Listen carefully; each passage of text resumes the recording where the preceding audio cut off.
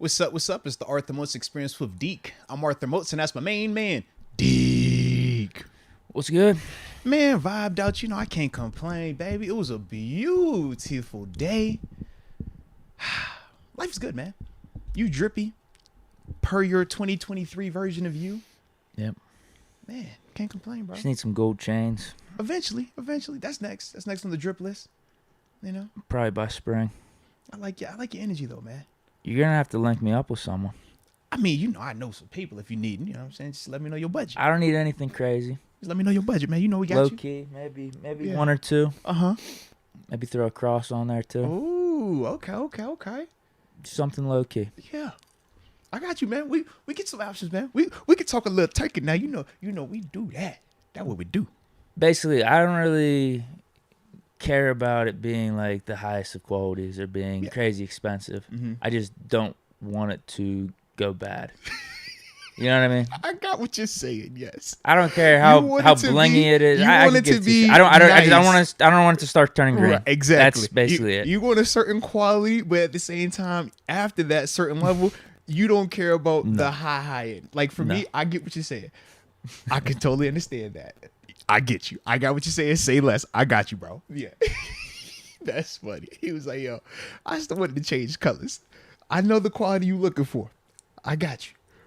Whenever you're ready to take that next step from there too, just know I got you as well. All right? What price range we looking at?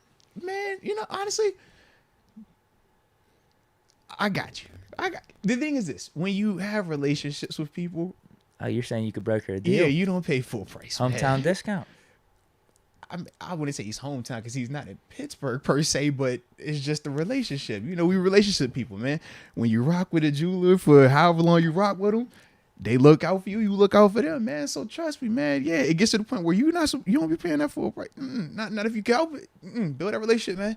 But since I already got the relationship, you good. You feel me? I get the benefit. Yeah. So either way, we can talk, man. We can get it right. Absolutely, man.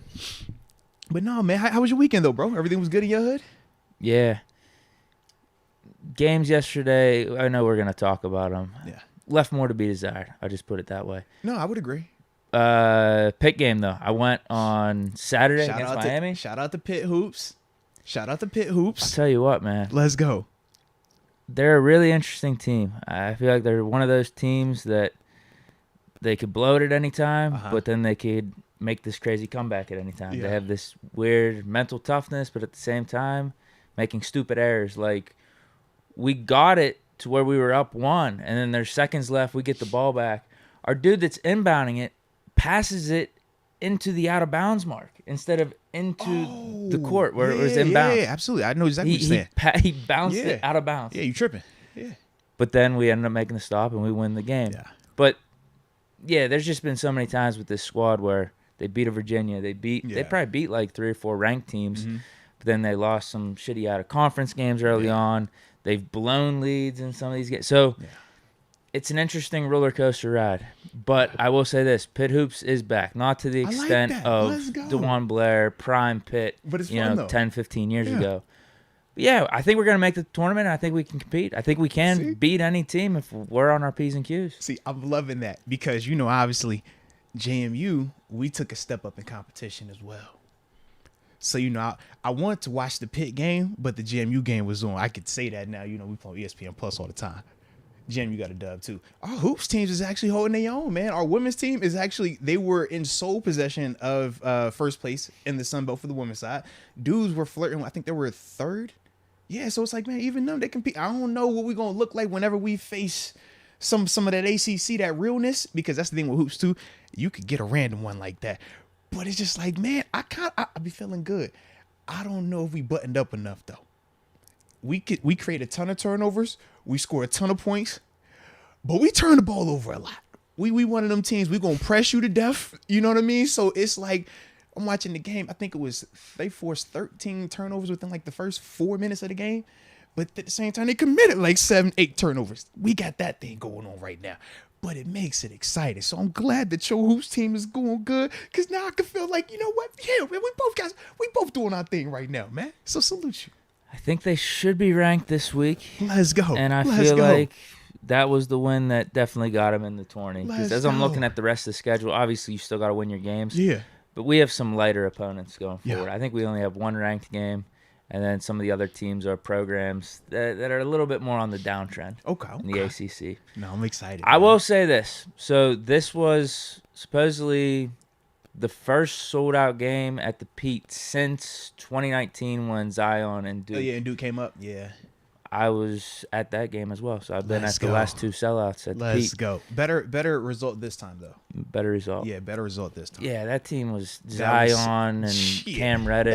That was insane. R.J. Barrett. Yeah, that was insane, bro.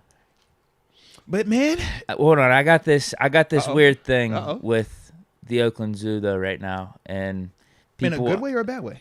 Good and bad. Good because the crowd was into it. Okay. You could feel the energy. Student section was the student section rocking. It was. Okay. Still a little bummed though because it wasn't the same. It wasn't the same as the Oakland Zoo at its heyday, where literally you come to Pitt, top 5 toughest places to play in college basketball. Back in its heyday. This is whenever we had that actual gold. Team, yeah. The actual gold in that navy colorway, you know? Yeah. Like back then it would be the whole place would be a wave. Yeah. Like it would be a wave. And as I was watching this student section, I don't know, is it Gen Z? I don't know. But it was in sections. It wasn't the whole crowd was going up and down, and I feel like we got to keep winning though, and maybe that'll get us back. I'm gonna check out one of completely. these. I'm gonna check out one of these Pitt hoop games as well, man, to see what that crowd looking like too, man. I want to. It was good, man. But like I said, I wonder if it's a generational thing where maybe Duke and the Cameron Crazies, they're like, yeah, it's just not the same as what it was when it was like JJ Redick. Got you, because it wasn't the same back then. That's what I mean. Maybe it's just a different era. But then again, that Zion era, they went crazy. I just think it's about the product. If the product is producing, man, I think the people will continue to come. So we're getting glimpses. We're getting glimpses of what the crowd and what the student section was. Because they gotta back believe in it. You know, they gotta believe it. But we can, just keep winning, and it would be nice to get completely back to that. Because that's when, places sold out. They're hard tickets to get. It's expensive. It makes it people fun. Really enjoy going. It makes it fun, when man. Pitt Hoops is good. No, absolutely. Well, man, you know we got plenty of ball that we gonna talk today because we had a ton of action this weekend. Whether we talking the conference championship games, we got some Pro Bowl movement as well. Got some bullshit happening. And we're gonna talk about some of these draft prospects, man. Two looking at some times, offensive actually. tackles. we gonna get to it. Maybe 3. We gonna get to it. Oh, and the boss man, Mr. Rooney, spoke last week, man. So we definitely want to do our due diligence and discuss some of that as well, man. So hit that like button on the front end. Drop in the chat where you are tuning in from, and we'll start the show off the way that we always do, baby. Deke, don't you start this today, Deke. All right, don't you start this today. We try to have a nice, peaceful podcast. Okay, don't you start this today. Listen, it could just be a coincidence. Don't you start this today, players got in. Deke, don't you start this today. Deke, Deke, don't you start this today, Deke. I'm not happy about it either way. Just It could have been any players from any team. But I'm an innocent bystander over here. I'm just throwing that out there before we get into it. It does make it a little I'm extra. an innocent bystander. Okay, innocent bystander. So let's see where they're tuning in from, man. Let's just start on a positive note. David Dupree, D.D. Smalls from the 352, GNV, Florida. Oh, little Gainesville action. Let's go. Just learning. 575. Hey, bro. Taos, New Mexico. I have to read it. Richard Arbiza, it's the next one. Moats wrote in a letter to get his guy in. His guys, I think you said. Plural. Damon Brown, 478, Macon, Georgia in the building. We need to draft Christian Gonzalez at 17. Shout out Trina. Hey, shout out to Trina, and I definitely like the Gonzalez kid, man. Got some breakdowns coming up, man. I'm gonna drop a Joey Porter Jr. film session, man. That's gonna be happening very, very soon. And then we're gonna obviously tap into those DBs, and then we're gonna talk about some of these old linemen as well with some film session stuff, man. So definitely with you on that, baby. Alex Papamichael, the 561 Boca Raton, South Florida, smoking that exotic burrow. Gotta have that exotic burrow one time with a little free. It's got a little hint of apple in it. I don't know if you know that. That exotic Burrow definitely has hints of apple. I got mixed feelings about people bringing up like Burrow pack or Bengals pack because Oh no, you know I'm with didn't defeat them. you. You know I'm with you. I'm You with know? you. And to me, We need to defeat I them. carry that same energy. I'm just more so perturbed about the Eli part. That's where my issue lies because of, his choice of emojis to use when he wanted to, talk his Cancun stuff a week ago. That's all. You know what I mean? So that's that vibe. I don't like that. But everything else, I'm with you. Yeah. But it's like, So you're bro, on that Apple pack. Yeah. Because it's like, bro, you talk a lot. You talk a lot. But it's like you knew what the situation was too, and you knew what emoji you was using as well when you decided to say what you said, which was why dudes said what they said towards him. So it's like, yeah, you could play all that and it sound cool, but it's like, nah, that's the part for me that I ain't vibe with. But that's also twofold because it's always a little extra when it pertains to that type of stuff. Yeah, I didn't think it was wise for the Bengals to be chirping that much before this game. Yeah. Burrowhead, Mike Hilton said that. Yeah. And there just But seemed that to be a wasn't lot of Joe cockiness. saying it, though. It wasn't him. Yeah. No, it wasn't him. But the Bengals have been holding themselves with a certain type of cockiness, weirdly. But the funny thing is, though, it's not the actual star players that say this stuff. It's the role players that say it. We hollering about Eli Apple. Mike Hilton was the one who said the whole Burrowhead thing like we talked about. You look around, it's like, man, Joe. I don't think it's smart. You're putting an extra target on your back that's not needed. And but our whole rule, and shout out to Ramon Foster. And man. it's Mahomes too. Like he's one of the guys you just don't who do you're it going to. against. It's like going against Brady. You don't say certain things. They don't need any added incentive. But the thing that Ramon Foster loved, man, he would always say to us, he's like, yo, don't be out here selling wolf ticks and talking all that stuff when we gonna be the ones out here having to defend y'all. You know what I mean? Like when you Eli Apple, you not holding it to the same level of a Joe Burrow. But when you say what you say, man, that put a lot more pressure on all of us around here to pick up the slack for you. And it's one of them things like, man, come on, bro. Shut the heck up unless you on that type of level. But it is for them. So. I will say this though. I don't think this guy has to apologize at all, even though his video didn't age well. The Cincinnati Mayor. Oh, no, I thought it was epic. That was incredible. Epic, bro. What? Because it was actually epic. funny. It was actually unique. Epic. I like it. I declare Joe Burrow has to take a paternity test to see if he's actually Mahomes' dad. Yeah, that's good. It's clever. And because it's coming from a mayor, it's like you don't even expect that.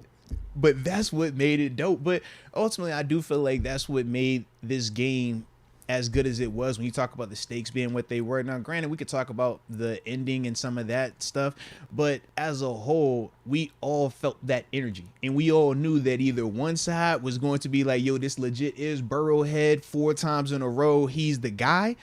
Or it was going to be, yo, this dude over here, you don't play with him. He's special, and this is what he's capable of doing. Now, granted, we know that it wasn't necessarily all the way to the extent, but Mahomes still played a heck of a game. Let's not get that twisted either. But we knew it was going to be one or the other, but you don't get that type of energy without the stakes being high, without there being chirping from one side and stuff like that. So, and it was dope, man. And I even think of even how Juju on the front end, when he addressed it, he was like, yo, the Bengals, they're a rah-rah team. But he also said that they back it up. So it's like you could even feel how, yeah, we got it. Y'all annoying, but so far y'all have been backing it up. And the Chiefs, they ain't say nothing on the front of this thing. They were real quiet about it. Even Chris Jones, what did he say? It can't be a rivalry. We haven't beat them just yet. But you could see how they've been listening. They've been hearing all that stuff, bro. Because as soon as that game was over, they couldn't wait. And that's the thing that was funny to me, bro. I'm just like, they knew. It was like, yo, whenever we get this opportunity, we gonna just tear y'all up with it, man. Yeah, so. Kelsey made it good with the jabroni line. Yeah. Mahomes with the subtle shot about cigars. So subtle. Hey, we ain't got no cigars, man. It's like, it's good. just smooth, man. Travis Kelce coming in. This ain't no Burrowhead. This is smooth. So you don't feel like all of that was just dope to me, man. So I do like how they handled it in that vein. But yeah, Cincy, man, they got to learn, bro. You can't be tripping like that, man. Not against that dude. They haven't won jack shit yet. And that's the thing with the Burrow versus Mahomes that I didn't get. Burrowhead, it was funny. It was funny, but I don't think it was a good idea coming from an actual player. Correct. And also considering it's not like Mahomes was 0-10 against Burrow or 0-7. It was 0-3, and the Chiefs were up in all those games. And they were all 3-point victories. It's not like we talking about blowouts. This is the NFL we talking about. Now, man. I do think if they would have won this one, if the Bengals would have won, Burrow 4-0, another AFC championship, then you could say it. It hits, yeah. And trust me, I mean, you look at how Joe played, it still is going to hit to a certain extent because there's still going to be some added controversy when people talk about just some of the calls at the end of this thing, man. It's not often that I feel like the NFL is rigged, Deke. There was definitely a time last night, bro. I was looking. I just thought they were terrible calls. I'm just like, I don't know how these calls be happening like that, or just some of the flow of things. I'm just like, it don't be adding up to me at times, man. But shout out to the end of the, because at the end of the day was this, man. I looked at it like this. I was like, man, we don't holler about the, or at least I don't. I don't really holler about the referees because, like we said, that's the human element part, and I get it, man. Yeah, you could make some cases one way or the other. I do, but the one thing I will say is this, man. At the end of the game, you still just have to execute better. And some of those calls, granted, we can question where they necessary or were they ticky tack, or did you miss another call prior to that call? And I think that both of those things can be accurate, but the calls that they did make, I do feel like they were accurate. The Eli Apple hold on the third down attempt, like, yeah, he did hold him. Like, you can't do that at the break point. The Joseph Asai, and I feel bad for the kid, even though he's a Bengal, is like, I don't really rock with y'all, but I do feel bad for him because like, he played a dope game. But it's like, yeah, man, you can't push the quarterback when he's 2 feet out of bounds like that. And Mahomes is going to do what he's supposed to do. You got to sell. That's what you're supposed to do. And he gets those calls because of who he is, and rightfully so. We will be doing the exact same thing, expecting those exact same calls if it was Kenny Pickett doing that. So it's like, I get it. And I do feel like that was the right call. But if you're Cincinnati, you just got to understand how to execute better and not shoot yourself in the foot. This isn't the first time this happened. We remember the game that we got out of that stadium against them in the postseason. It was a lot of what? Them having the added self-inflicted penalties, and that ultimately put us in position to win.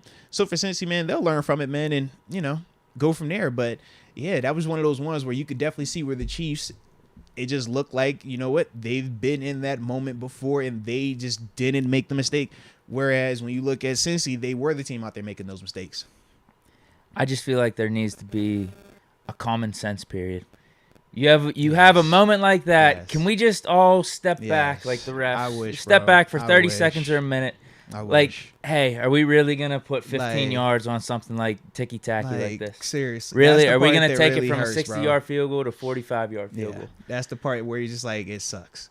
But at the same time, dude barely touched him. You know what I mean? There was nothing malicious about it. I hated the call. That was bad, I hated the call for the game. I hated the call as a defender. I hated the call for Joseph because I'm watching him rush and I'm watching him chase all the way across the field. I'm watching Trey Hendrickson get held on that exact same play. And I'm like, bruh, you don't call this one. We let the play extend. Joseph does a heck of a job to make sure that Mahomes has to run out of bounds.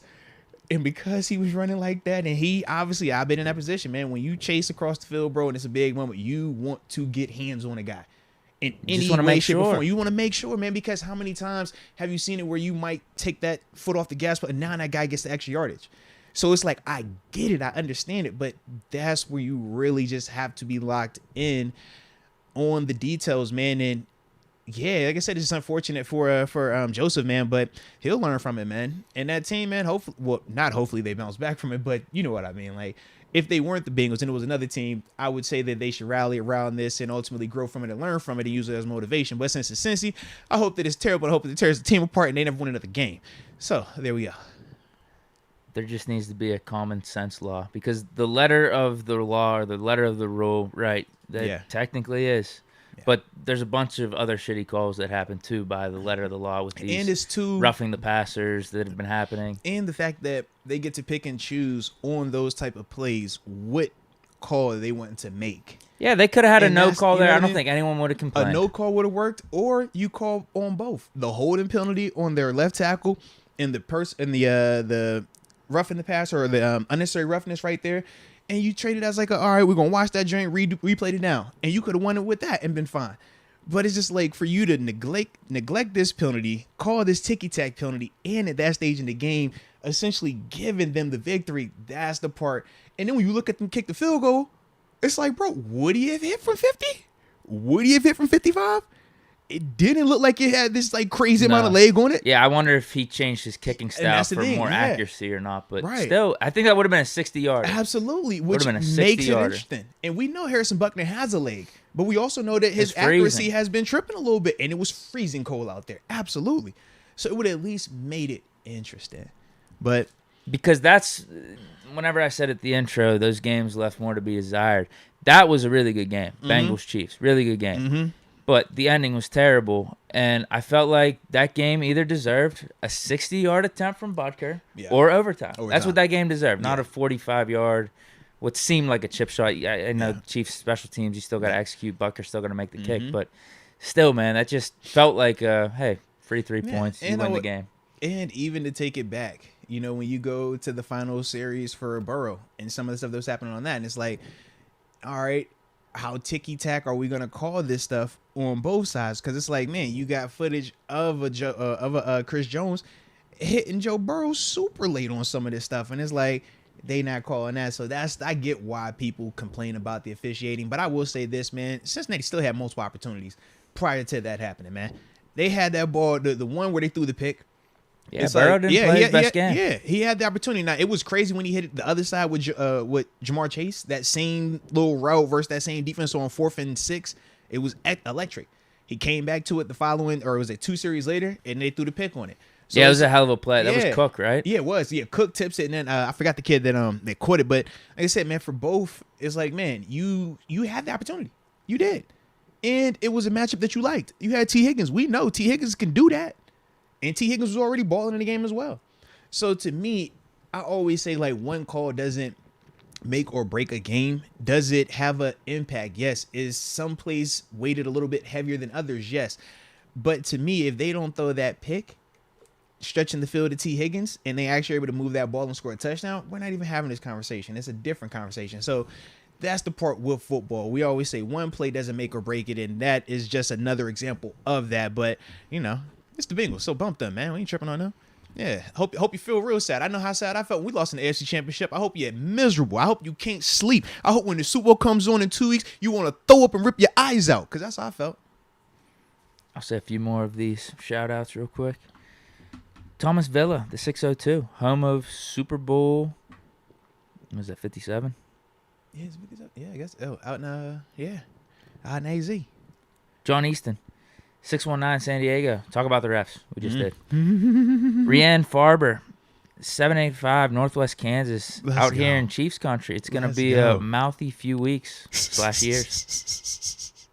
I could see it. Bro, they were showing, it was like, yo, Mahomes just getting back to another Super Bowl. The historic, mode of that. But then they were saying if he gets the second one, it's like how fast he got his versus how long it took and some of these other dudes to get another one. It's just like, yo, they really about to crown this man. He's gonna be the greatest. He's a Hall of Famer right now, bro. He could stop playing today. He's Hall of Fame. He could retire. Yeah, he'd be Hall of Fame. You gotta give props to Mahomes. Yeah. And then there was that one stat too. He's second most in touchdown passes thrown, and I don't know if it was specifically AFC Championship games, but conference championship games.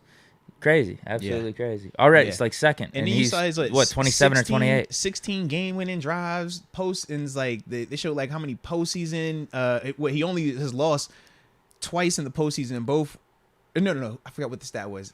They said he had lost, I think it was 3 times in the postseason. Obviously, one was the Super Bowl, but they were saying the other 2 were overtime. He hasn't lost a regulation, regular playoff game just yet. And I was like, yo, that's nuts too.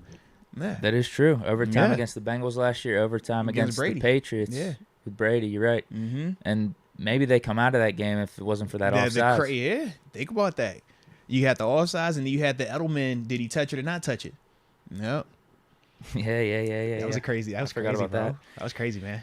You got any here? You want to shout out? Man. Let me see. I got X Concepts 1 tuning in from the 724 Clear Ridge, PA. Cry Bengal lady, yeah, cry little lady, cry. Then after that we got Brian tuning in from the 703 VA. He says the TV announcers would give Mahomes a happy ending if they could.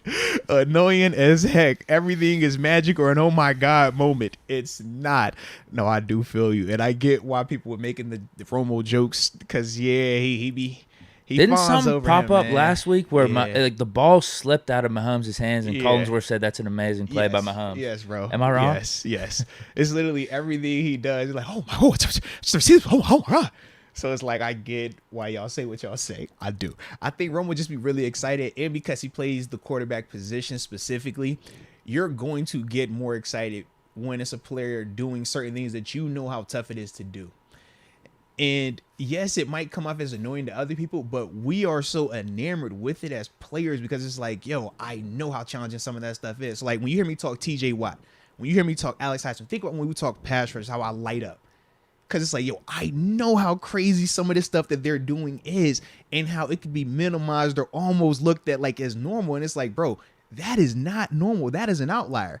I think when Romo looks at Mahomes, he sees him as such an outlier. But at the same time, when you in the moment, I just think that sometimes he do just keep going with it versus ever being able to just take that step back and being like, you know what?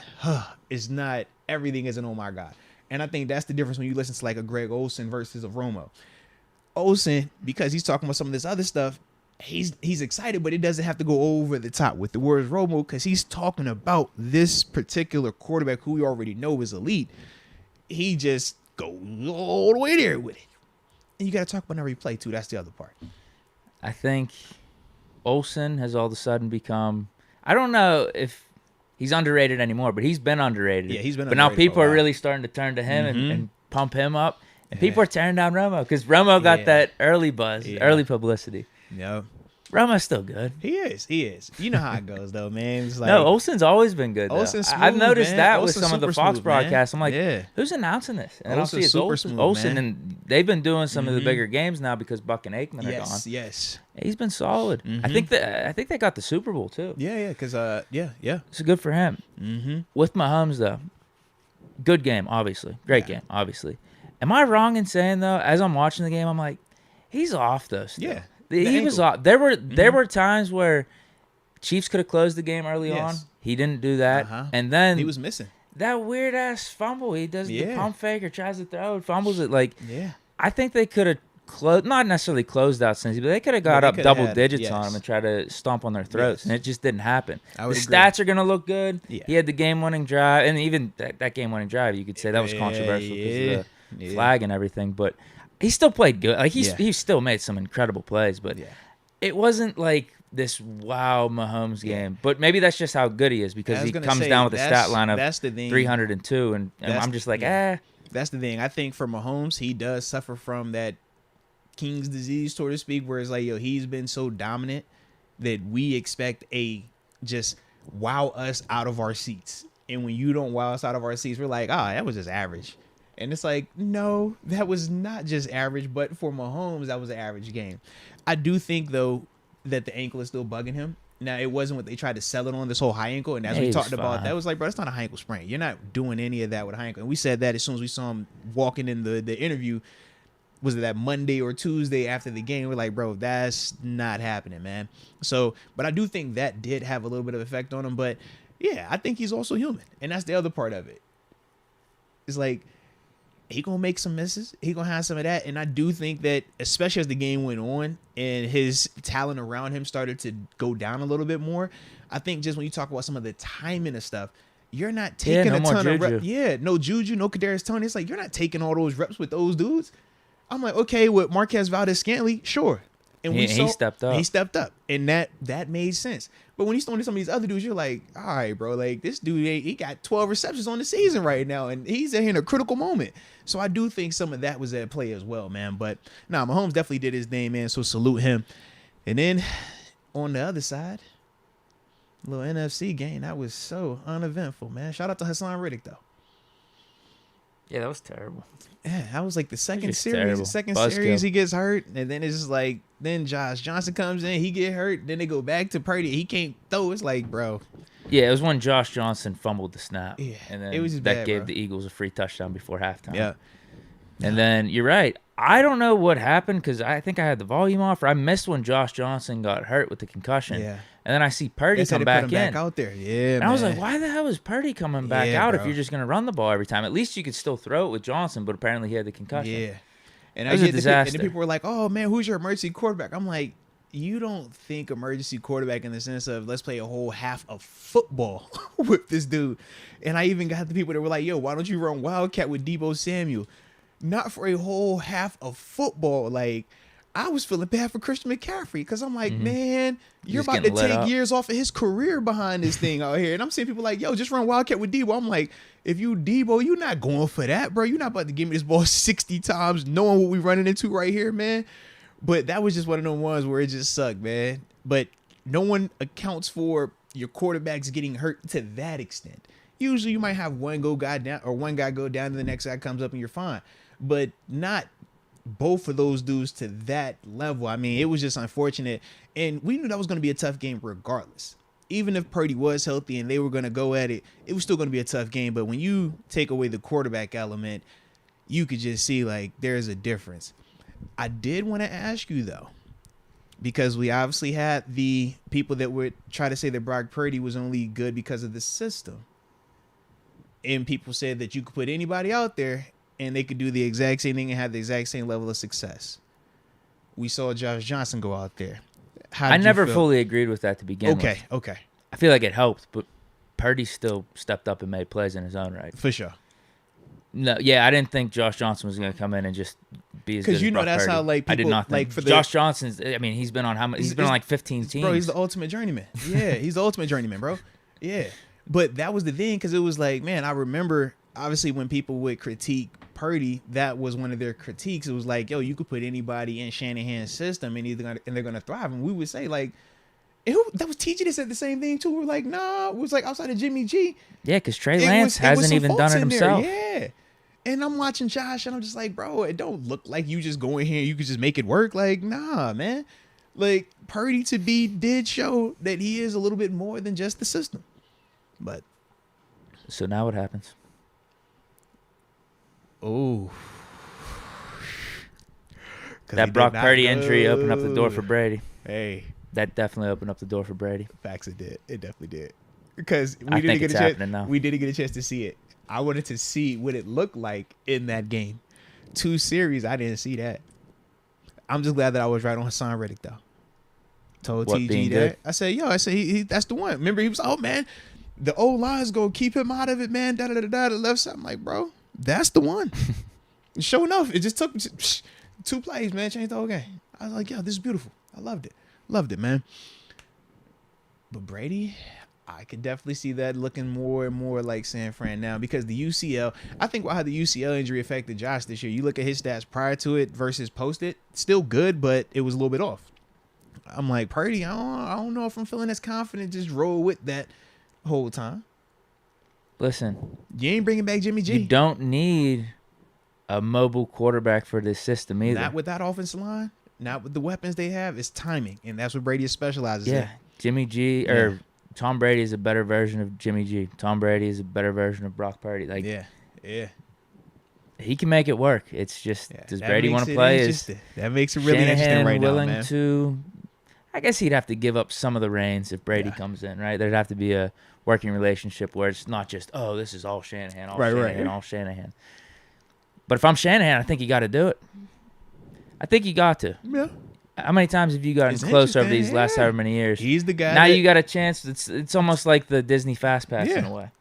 That he's gonna definitely get you way further than it would be probably if you're just going with Purdy. Right. And if you're just going your own way. At least he's been there, done that. You've been in stadium and he's kept you from getting one as well. So now you got a chance to pair with that man. You know your system is elite. And you know your system is like perfect for him. Yeah. I think it's happening. I can see it. Now with the injury, I can definitely see it. I think it's opened up the door. I can definitely see it. All right, so before we tap into these supers, we do got to address the elephant in the room. What? The Pro Bowl situation, man. Pro Bowl's a joke. You know, obviously with the Chiefs moving on, we had some people that could not make it into the Pro Bowl. We have multiple positions, man. They had a tight end because, they had Travis Kelce. He was a Pro Bowler. And then Orlando Brown, he was another guy for them. He was going.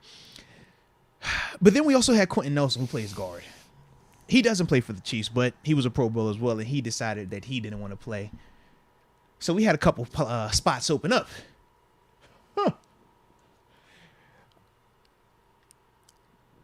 Let's just say that we didn't get any Pittsburgh Steelers added on.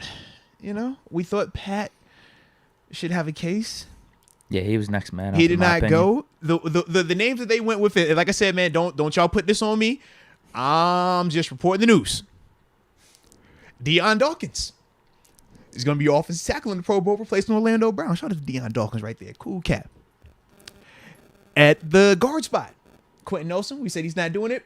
Roger Saffold, Buffalo Bills. All right, what do you know? All right, shout out to Roger. Good guy. All right.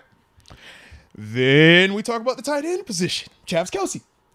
He did not go because he's going to Super Bowl. Dawson Knox, Buffalo Bills. What do you know? He got the nod. So, yeah, it looks like they went with 3 Buffalo Bills on those replacements. Deion Dawkins, shout out. Dawson Knox, shout out. Roger Saffold, shout out. How you feel, man? You didn't even bring up the worst one. I ain't want to go there. I just, you can go there if you want TJ, listen to my plan. TJ decided to sit out the Pro Bowl. He's an edge rusher, right? So you'd think an edge rusher sits out of the Pro Bowl, the next alternate that's an edge rusher would get in. I'm not doing anything. I'm just spitting facts. It's outside linebacker. TJ Watt also, I forgot, because this was at the end of the week, and I forgot this one. TJ Watt also decided that he was going to, take that veterans rehab time to open up the door for another outside linebacker. Wise thing for him to do. OLB. Just OLB, okay? Outside linebacker. We obviously know we have Alex Highsmith, but the NFL decided to go with first team All-Pro outside linebacker Matt Milano from the Buffalo Bills. They both play outside linebacker. So I just thought that was, it's in the OLB. Yeah, but there's a difference between off-ball and edge rushers. You know that. That's how we rank them in the offseason. I thought all OLBs were the same. All outside linebackers were the same. No. There's so many things wrong with what happened. The Steeler, TJ Watt sits out, presumably to get the other Steeler in, and it gets hijacked. I feel bad that it was Buffalo because I feel like it just adds to your venom towards them, and I feel like why the NFL is doing this, I don't know. They trying to draw a wedge between our relationship with the Bills and the Steelers. I don't know why they trying to do that with us, man. Because we was in a good space a couple years ago, but they keep doing stuff to make it like it's it's a tension, bumped man. up to a natural rivalry. It just is. It's up there. As I'm going through and I'm looking at the names, I'm just like, oh no. Why? Why Matt? Why? Matt should have been a Pro Bowler regardless. I'm throwing that out there. Make it make sense. First team All-Pro, insane season in his own right. But yet he isn't even named to the Pro Bowl initially. So yes, the system is already flawed. But I do agree, man. For them to switch TJ Watt, who is was all part of the plan, a 3-4 outside linebacker, edge rusher, pass rusher, and to sub him out for a 4-3 off-ball linebacker. That's crazy, especially when you have Alex Highsmith, who we already said should have been in the Pro Bowl initially, anywho. Over TJ. 14.5 sacks. He should have been in over TJ. But also over Khalil Mack, I thought as well. Absolutely. So to see Alex get snubbed in both of those fashions and then to turn around and when your teammate is actually trying to do something positive for you and that gets hijacked as well, man, it's very, very frustrating. And like I said, man, I can only imagine how upset and how disappointed he might feel, but at the same time, knowing Alex is going to use this as motivation because he understands what he put together from a season perspective, and the football purists know what he did, and he has that type of respect. But for him, man, just use it as motivation. And as we've said before, a lot of times with these awards, it's usually a year later where it's like, man, this dude should have had this on the front end. We talk about TJ Watt when he won the deploy. It's like, man, he should have had one before then too. We felt like that. When we talk about Minkah Fitzpatrick before he was consistent, before he got back to All-Pro this year, we're like, bro, he should have been All-Pro last year too. And it's like, they want to do that weird stuff at times, man. But for Alex, man, I do feel like he is going to get that recognition, whether it's this season. Definitely, I feel like he'll get it next season, man, because of the trajectory that he is on. But yeah, man, when I saw that, I was like, no, man, why you got to do that one, man? It just, the other ones I can get with. The other ones we can make it. I was like, we can fuss about. I get it.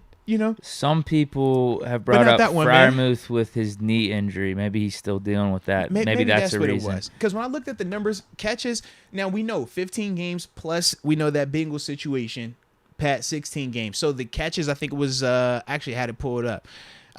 Pat in 16 games, 63 receptions. Dawson in 15 games, 48 receptions. Pat 732 receiving yards. Dawson 517 receiving yards. Pat 2 touchdowns. Dawson 6 touchdowns. So for me, like I said, they were still on a similar trajectory. We know in terms of the games played, that does account to this thing to an extent. And I think it just becomes one of those things where you're picking and choosing. Do you like the touchdowns or do you like the yardage and the receptions? But I think either one of those dudes, you can make a case for being in there. And that was why for me, like, if it would have been Pat, I wouldn't have been tripping. Because I'm like, yo, Pat's still deserving of it. Even if it's Dawson, I'm still not all the way tripping because I'm like, you know how I feel. It's like, yo, I think both of those dudes are dope in their own regard. Even to the point we've talked about it before. And you be trying to add that to our, like, beef. Like, yo, we're not beefing, man. We're in this together. Team AFC. Right? We're all Team AFC, man. All right. Nah, I'm taking Pat over Knox for sure. I'm taking him over Knox, and I'll lean his stats over Knox's stats. But I just think he's a better tight end. But it's all good, bro. You know I'm a Pat guy. If it's the knee, fine. If that's why Pat can't get there, I'm a Pat guy, bro. I'm a Pat guy. You know he's that. legit. Yeah, I like them both. I don't think I can go wrong. I like them both. It's kind of like if I'm asking you, hey, who do you want, Kelsey or Kittle? It's like, yo, pick your poison. You can't go wrong either one. So that's how I like. But it even goes back to whenever we were talking about the 2 tight ends they got in. Yes. We thought it was potentially going to be 3, correct, but I guess they changed the roster size. And that's why we initially thought it would. And be I just felt Pat was next man up after those 2 guys. Yeah. And then he didn't get it. Yeah. It was Knox. How come Cam's not in? That's the interesting one to me too. Chris Jones obviously ain't going. Right. So who did they Cam alternate, was an for him? Yeah, who did they alternate for Chris Jones? I actually did not check that one out, man. I have no clue. Because I was just checking to see. I didn't know if James Daniels was an alternate or not. Our alternates were Muth, Hayward, Highsmith, and Derek Watt. Yeah, because to me, man, Roger Saffold getting in was a little bit more of like a legacy thing to me, man, versus like actually producing on that level this season.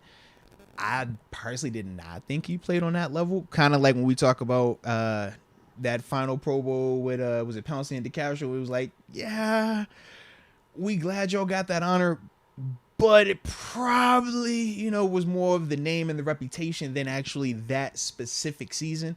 That's kind of how I felt with the Roger one, but I don't even know if James Daniels was even alternate for that.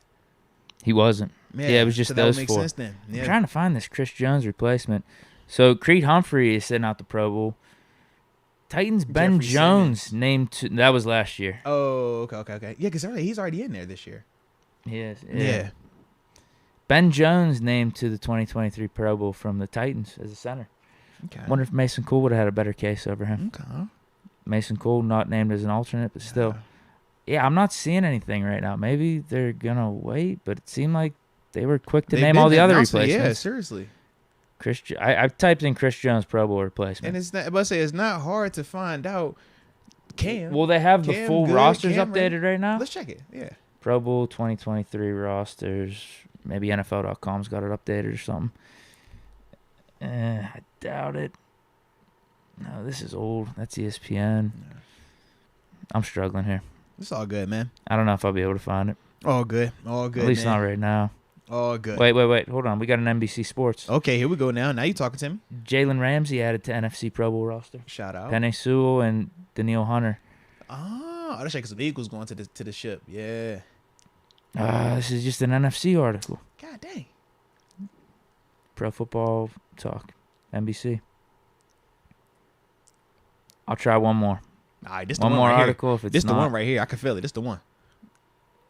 AFC will be coached by Peyton Manning. NFC Eli Manning. Okay. Talk nice to me. Oh, look at the field. You should have went to Twitter, bro. Where's that at? That does look nice. They condensed the field to like 20 yards. Yeah. It looks like.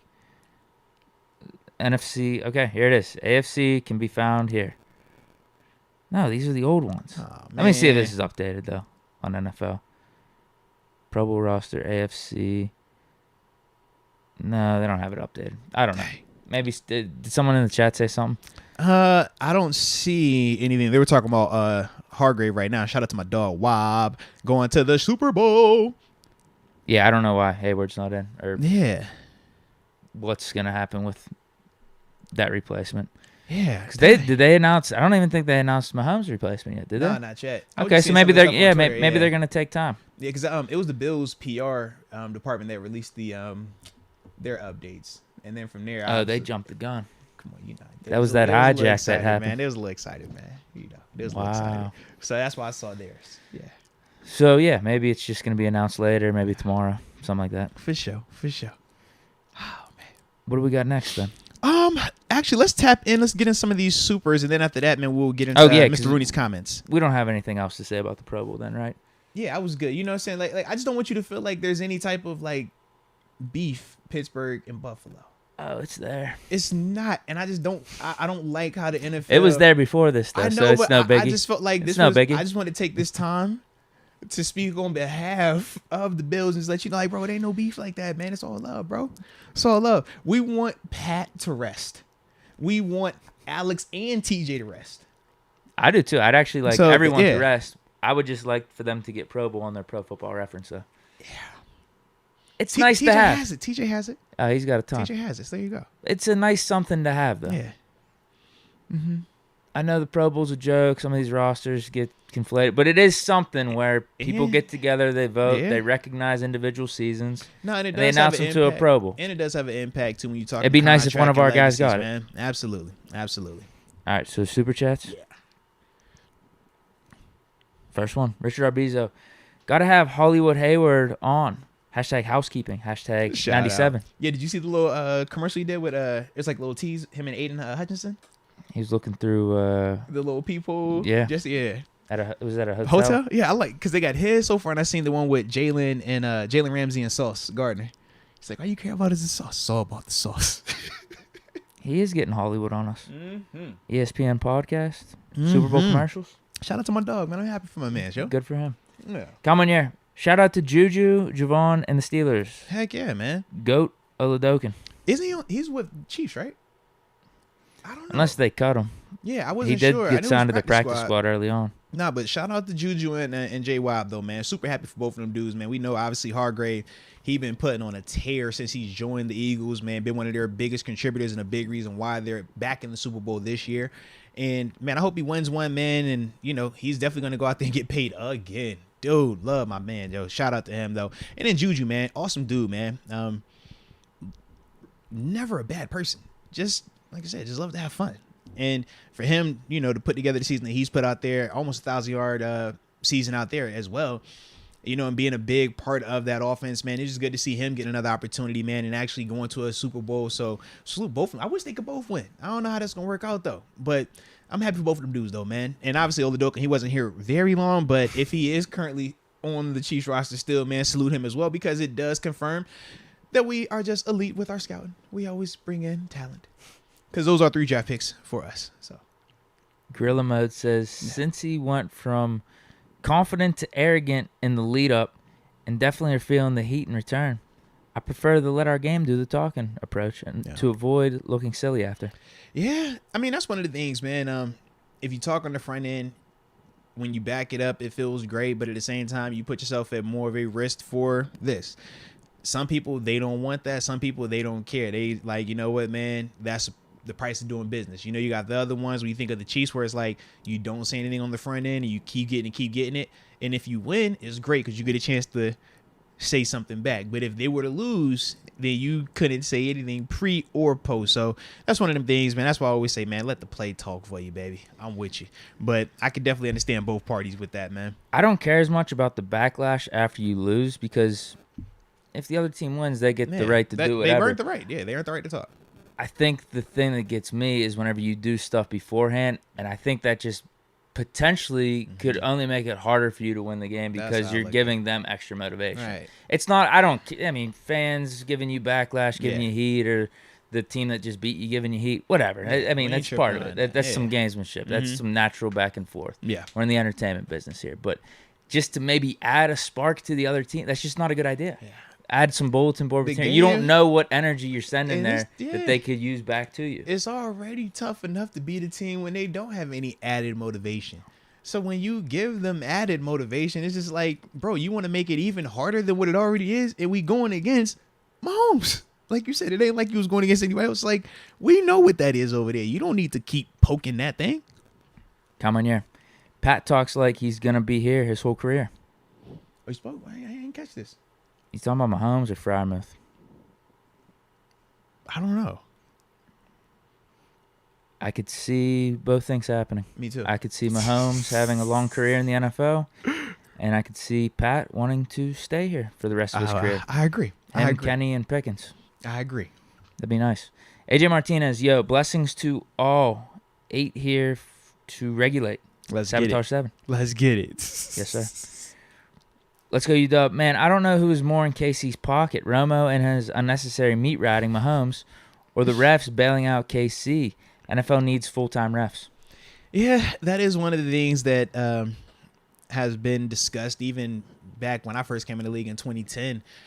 Yeah, we would like full-time officials, but at the same time, that's something that the NFL, I forget why, but they just don't want to fully commit to that. But it definitely could help.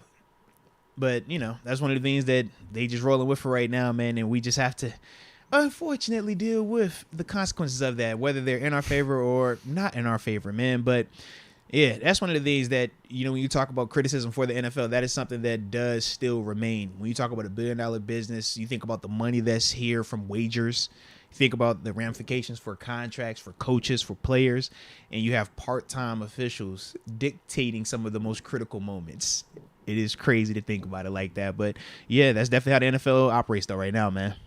I say, instead of the full-time, part-time refs thing, how about go back to what I was saying earlier? You got to have more common sense. So let's add a common sense flag that is specifically for the 2 minutes before halftime and the 2 minutes before the end of the game, where the coaches throw it out and say, hey, and it's only used for penalties too. Mm-hmm. You throw it out and say, hey, this is a heat check. Refs gather together. Use some common sense here. Make it a green flag. I just think of the criticism that we have for the officials is the fact that they get to decide when it's a penalty, when it's not a penalty. It's gray area, right? It's not black and white. I love the theory of it, but to me, I'm just like, that's another gray area because now we're giving the officials another opportunity to quote unquote use their judgment, which we've seen how many times when it comes to their judgment, it looks a little questionable at times. Can you leave it to third party somehow? You throw the common sense flag. Don't we have a third party? I thought that's what command in New York was supposed to be. You might need to send it to a random neutral bar, not in Kansas City or not in Cincinnati. Neutral place, just watching the game. And you get drunk fans saying, like, come on, man. Come on, man. Like, it's just common sense. Like, it's crazy. And that should have been in play yesterday with the dude barely tapping Mahomes when he went out of bounds. Like, come on. It's craziness, man. It's not worth 15 yards. Fish momentum. What's good? Hashtag Apple Pat hit. There it is. Apple Pack hit different. Hashtag Green Apple. Let's go. But yeah, I'm definitely with you, though, Deke. If it's not specifically Eli, like, I don't feel all the way good talking about a Cincy pack because they got double exotic hybrid freaking sativa indica pack of us right now, and I don't like that all the way, man. Yeah, I don't like having taking credit for other teams beating a team. Yeah, it's or our rivals. Like, we couldn't get it, but they could. They did it for us. Like, no, they didn't. They did it because they like that. Like, nah, man, we can't piggyback on them. But that's mine. I'm fine with Cincinnati being gone though. Like we were talking about, like if there was a team to be gone out of those 4, I'd want Cincinnati. Yeah. So I think that's fine. But to gloat and stuff, like we did it. That's what I'm losing it. Just because we didn't do it. Like we need to take care of our business here. Yeah, I'm with you. Skydiving hack. Heard Ike T was at the Senior Bowl. Any thoughts on having him on as a guest? Love to hear about his career and thoughts on the upcoming draft. Nah, man, I would definitely love to have Ike T on, man. I just got to connect with him, catch up with him. I know I'm trying to think, man. Last time I did media with him, I was still more so doing stuff with 93.7 The Fan. Yeah. I haven't tapped back in with him since the podcast really got popping. So now I'm gonna have to reach out, man. Yeah, shout out to my dog IT though, man. Absolutely. I know his little man is making up the ranks too, man, in terms of football as well, man. So shout out. Mike Hood. Burrowhead did not age well. The Chiefs D and the rest of the team did not take that comment nicely. No, facts. They was definitely it's tough to motivated say about because it. the game was 2020. And that's my other thing. I'm like, we're saying this. The Chiefs let the Bengals hang around way too much. To me, it was interesting to see how dominant the Chiefs were up front, but then at the same time, how the Bengals' response with the quick passing attack is literally that lethal to keep them relevant or keep them alive in those games. Because it's like you could tell they couldn't just drop back Joe Burrow multiple times and not be under duress. But their answer to that was, we're just going to quick get this out. And to see even that method like work, I'm like, man, I get the whole we gonna, Burrow head, and all that. But I'm like, man, they still was doing some stuff over there, man. And yeah, it was craziness though. Yeah, definitely got they out of it though. That's what I kept saying. Even though Burrow's throwing some picks and stuff, yeah, I'm like, yo, Mahomes and the Chiefs aren't closing them out, so it's not one of those scenarios you just want to be up a score. You want it to be tied with. Now, granted, Burrow didn't deliver in the clutch like I thought he was going to, but hey, it was still a close game. I don't think it's just tough to say with the Chiefs D or just the Chiefs in general. Seeing how the game played. Now, if they would have came out and beat them 34-7, it'd been like, okay. Oh yeah. They were really Big thinking talk, Burrow had, but yeah. it was 2020. It looked like the Chiefs lacked confidence at times. And I'm like, wait, the Bengals might sneak this out. Yeah, late in the game when they got that ball back with like in front of the 2 minute, I was like, yo, this is literally how they've won the past 3 games. They get it front end. Mahomes with that weird ass kill fumble. the time. And either leave on a field goal or run the clock out. And it felt like it was about to happen for a 4th time in a row the exact same way. Maybe to his point, though, they were thinking about Burrow had those final 2 minutes. Maybe. Fish momentum. Money talks, BS walks. Action versus words. All right. Fish momentum. Ambition Live, February 10th at 8 p.m. Pull up. Moats and Deke. Coming soon. Diz333. Thoughts on where will Kalijah Kancey go in the draft? Oh, that's your boy, He's man. getting a lot of buzz. Yeah, that's your I thought he was going to go like 2nd round or something, but Kuiper had him in the top 10. Was it at 11? Yeah, I think it was, I had him at 11. I have not checked. I haven't started tapping in my D tackles. He's going to be good. Man. So wherever he goes, he's going to be good. Good for him. Fishing momentum. All love, Moats and Deke and the family. # sorry, Deke. Hey, salute you. What happened to the family? Why are you getting sorry?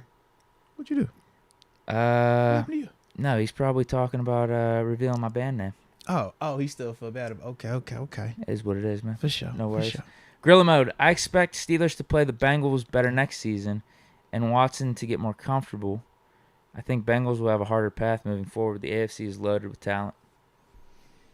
Yeah, especially with the Burrow contract thing. No, it's going to be interesting. Absolutely. But at the same time, it's like if you're Cincy,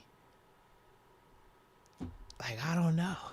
You went back-to-back to the AFC Championship. Obviously, won the Super not Bowl. Worried, yeah, that's what I'm saying. That is a silver lining for the other teams in the AFC North, where it's like, okay, they're probably only going to go down roster-wise from here on out because of the Burrow contract. But since he's like, okay, we got Burrow, though. Yeah, they're like, bro, we done went to a Super Bowl. We were just right on the cusp of going right back to another one. I don't see why they'd be tripping, you know? They're not tripping. It's just going to be competitive, though. Yeah, Ravens are probably thinking, yo, we should have beat you with Tyler Huntley. But literally, that's the interesting part about the NFL. And we talk about how you get a window. And we'll see, all right, they're in their first window with Burrow on the rookie contract. You got Jamar Chase on the rookie contract. You still got T. Higgins on a rookie deal, if I remember correctly.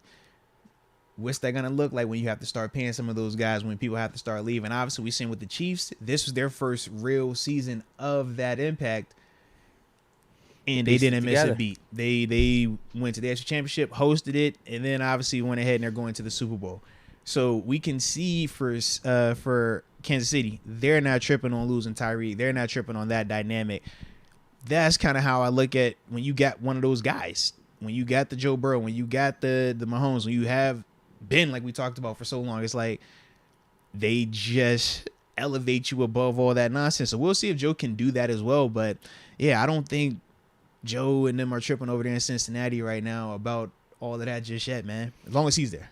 Gorilla mode. I expect Steelers to play the... Oh, wait, I just read that. Yeah. Let's go you up. Also, man Bush out here liking tweets about how bad our inside linebacker core was this year statistically. He's definitely gone if there was a question about him staying. Oh, man, what you doing, dude? You want me to check? Oh, Lord. I didn't see it. I did not see it either. Is it bad that I'm not surprised by this information either? I don't think anyone is. That's the other bad part. I'm like, I should be like, no, man, that ain't accurate. And I'm over here like, yeah, that's definitely something he would do. That is definitely something he would do.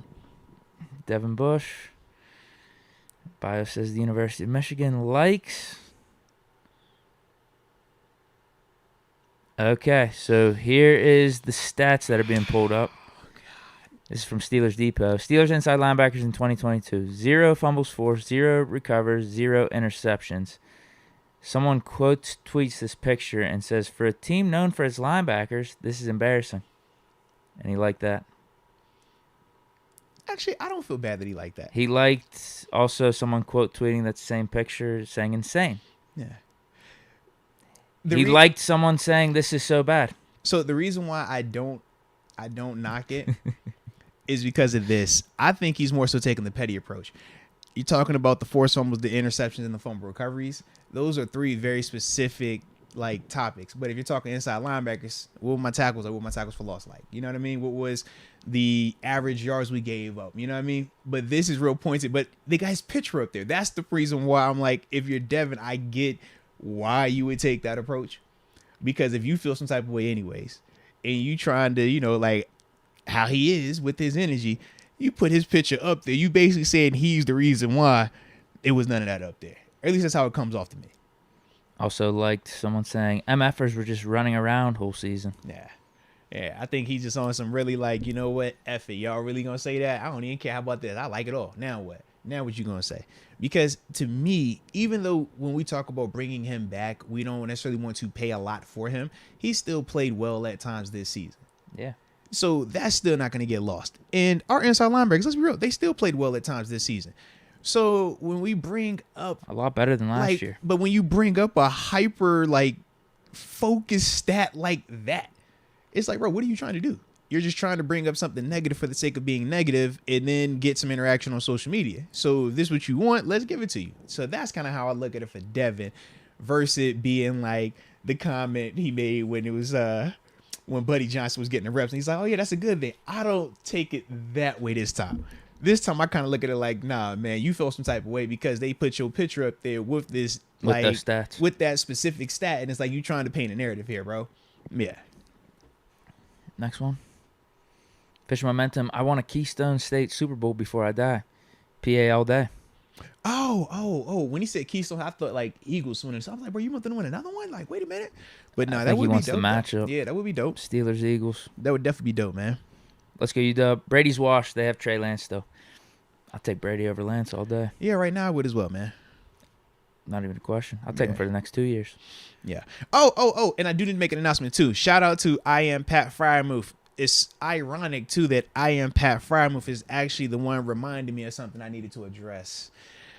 So I Am Pat Fryermuth, who is obviously impersonating Pat Fryermuth, was reminding me that Moats, you got people trying to scam as you. I did get that made aware to me over the weekend that some people in the comment section were getting messages, or not messages, were getting comments, replies to them in the comment section, asking for money and all type of stuff, man. Y'all know me, bro. You ain't never got to worry. You? Hey, y'all know me, baby. You ain't never got to worry about me asking for $1. All right. That ain't how we work over here. All right. So if you ever get asked anything like that by somebody impersonating me, man, report that. Let us know, man. We got people on our team that's actually going through the comments, making sure that they report and block those type of individuals as well. We've had this happen before. That was obviously why I changed my profile pic the first time. Dude tried to crepe my face and everything. And like that burner Deke. Yeah, I was like, bro, what you doing? And it's like, yo, man, hey, you won. I'm like, bro, y'all lying. Y'all know how we work. We don't message on YouTube. We message through the email address, moatswinners@gmail.com or arthurmoats.com. All right, but I definitely wanted to throw that out there to make sure all y'all knew if y'all had been contacted by anybody that was trying to impersonate. Y'all already know who it is over here, baby. All right, so let's roll. Let's go, UW. Cap space update. So Dotson and Highsmith are due for performance escalators, assuming average extension for Cam, cutting Jackson, and restructuring Minka, TJ, and DJ. We are still sitting at $4.9 million in cap space. We need more than that. Yeah. When he says performance escalators, is he talking about an extension for Highsmith? No, I think. So, yeah, I don't know where he came with that per se. I know some people contracts have performance escalators. I know my first contract did. But to me, when you talk Highsmith, he's going to be getting an extension. He's not getting just, oh yeah, man, bump up a little extra $500,000 because what you did. Like, nah. Alex is going to get an extension, like a nice deal. So that's the part where I don't know how that money's already going to work. Dotson, you can make a case for, but Highsmith, yeah, I think he's going to cost.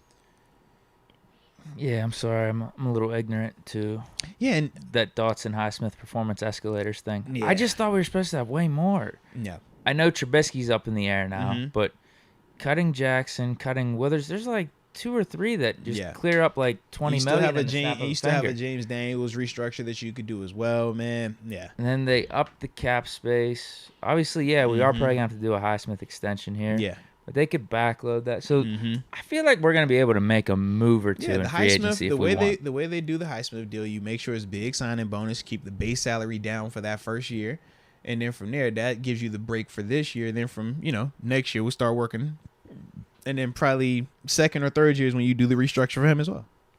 I'm trying to see what he's saying. He said that's with the new cap too. Also says in Highsmith and Dotson are due for that upgrade in base pay at minimum. Yeah, so I think that's what he means. Like maybe he's saying performance escalated in the sense of like just say contract extension, which is ultimately the upgrade in base pay or just new money, however we want to phrase it. To me, I think Highsmith deal is the interesting one because of the number that he ended with. That's going to make his deal very different just in terms of how high the number could go.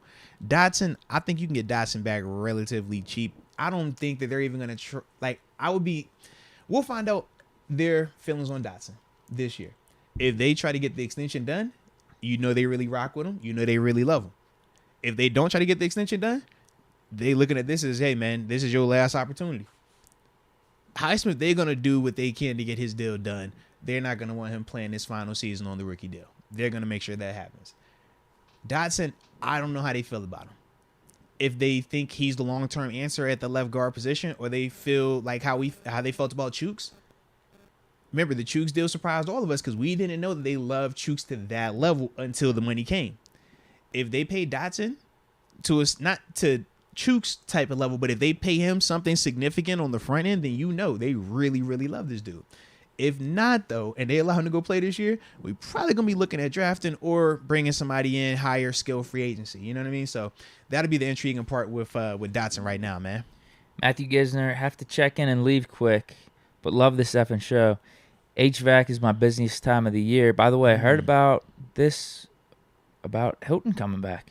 Oh. I'm good. Oh, now you got on Mike Hill. That's funny how that worked. I'm good. Because he in the Bengals now? No. What's up, man? He's still got 2 years left on that deal. He was getting cooked a little bit yesterday. Oh, my gosh. I'm That's good. what we doing now? Nah, I'm good. That's what we doing I'm now? good. Nah, we don't need him back.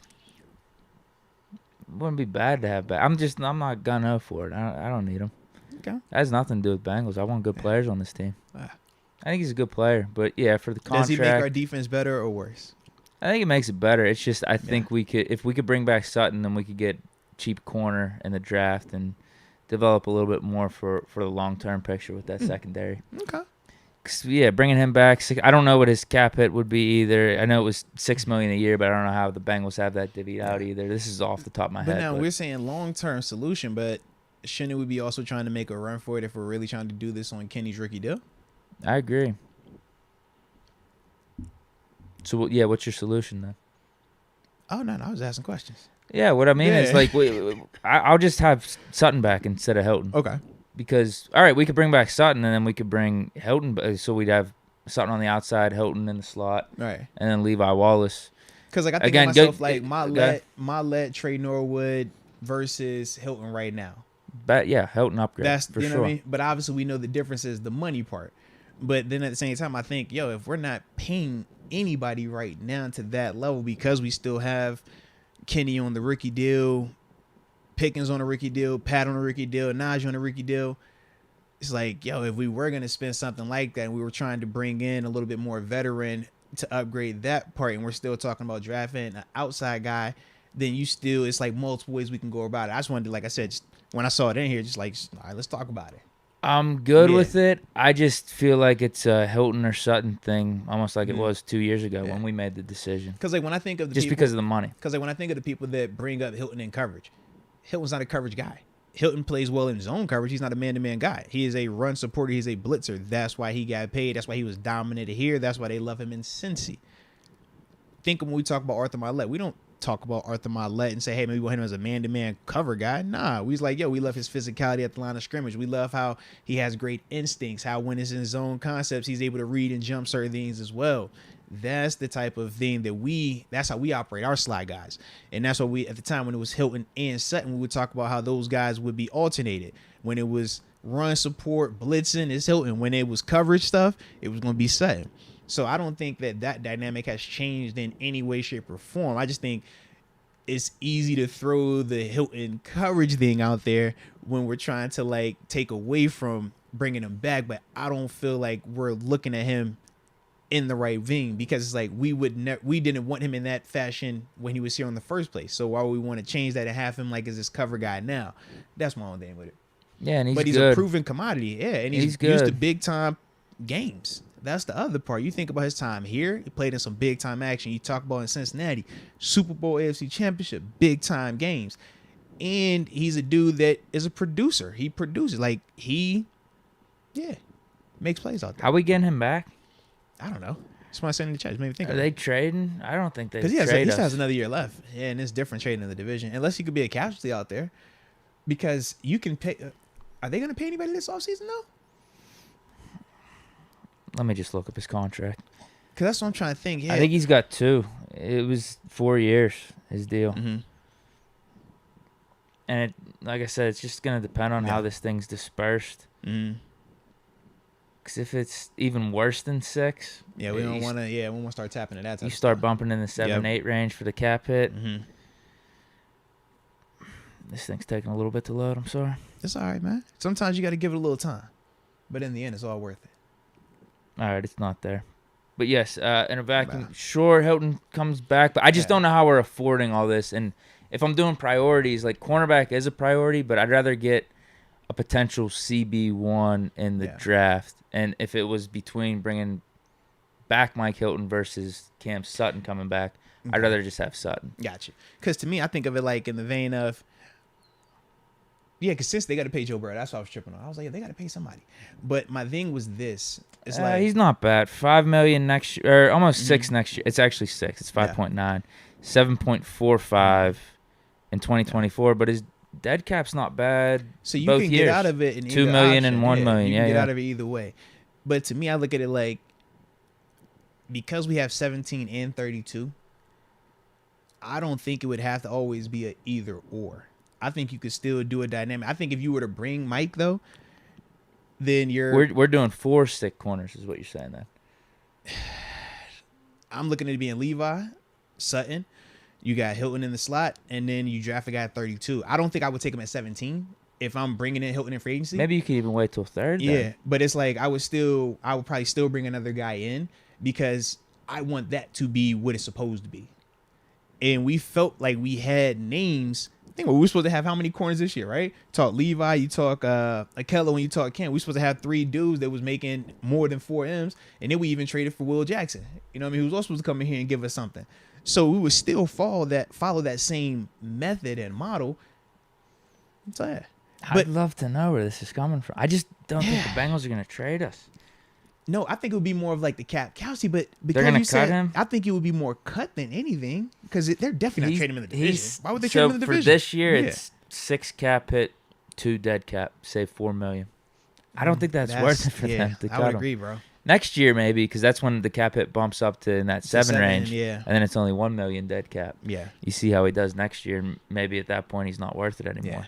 Because to me, I'm like, if you can get Mike this offseason, I would get Mike. But I'm with you. If I'm Cincy, I'm not moving on for Mike to save 4 M's. Because I think his productivity is going to be worth more, and his impact that you're going to feel him not being out there is going to hurt you more than that 4 M's was worth it. We wouldn't have to, we probably wouldn't have to take on all that cap hit. Right. And it's a different dynamic than when we talked about paying for like a high end or a Bradbury or a Ramsey. Where What would we have to give him? I was hoping we was talking about him being 4th round pick. Yeah, I was hoping he would be just outside and we could just, for free. negotiate our own deal. Because like you said, doing business in the division, I don't know how that dynamic works, especially because we know how impactful he is. And they know what he is to their defense. So to get him back here, that's the part where it's like, I don't see them just doing that haphazardly or, just easily with us. Yeah. Yeah. Matthew Gisner. I listen in the morning for the workday. Hey, shout out to you, man. I like that, baby. Start the day off the right way, man. Micah Hemp. Chris Oladokin is now an AFC champ. Let's go, man. Most accomplished QB from his class. Kenny up next. Yeah, y'all. Wow. I guess you're right, though, yeah. Who's next? Should just be let's go. You done. Last one. Last one, yeah. I think you're right. Yeah. Okay. He says, speaking of guys we should regret letting go, what about Bugs? He balled in Detroit. Yeah, he was doing Bugs is a some good stuff. player, man. The problem with Bugs in Detroit or here, not as much as driving watch to that level, but problem here was just the consistency. He is a dope player. That's why we brought him in. That's why, he's at this level. He is talented. Man, when he is motivated, he is a bad dude.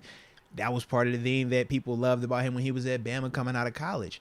It's like, yo, you look on that D-line, he was one of those guys that could produce. He was one of those guys that could play the run, that could win in pass rush. The problem is the consistency. Some question, is it the motivation? Others, you could question other stuff, but it's just like the big thing with him is just the consistency, doing it, play in and play out. I'm hoping that he will get that all the way buttoned up so he can go out there and have a heck of a career because he's talented enough. But that was the issue that was here in Pittsburgh with him.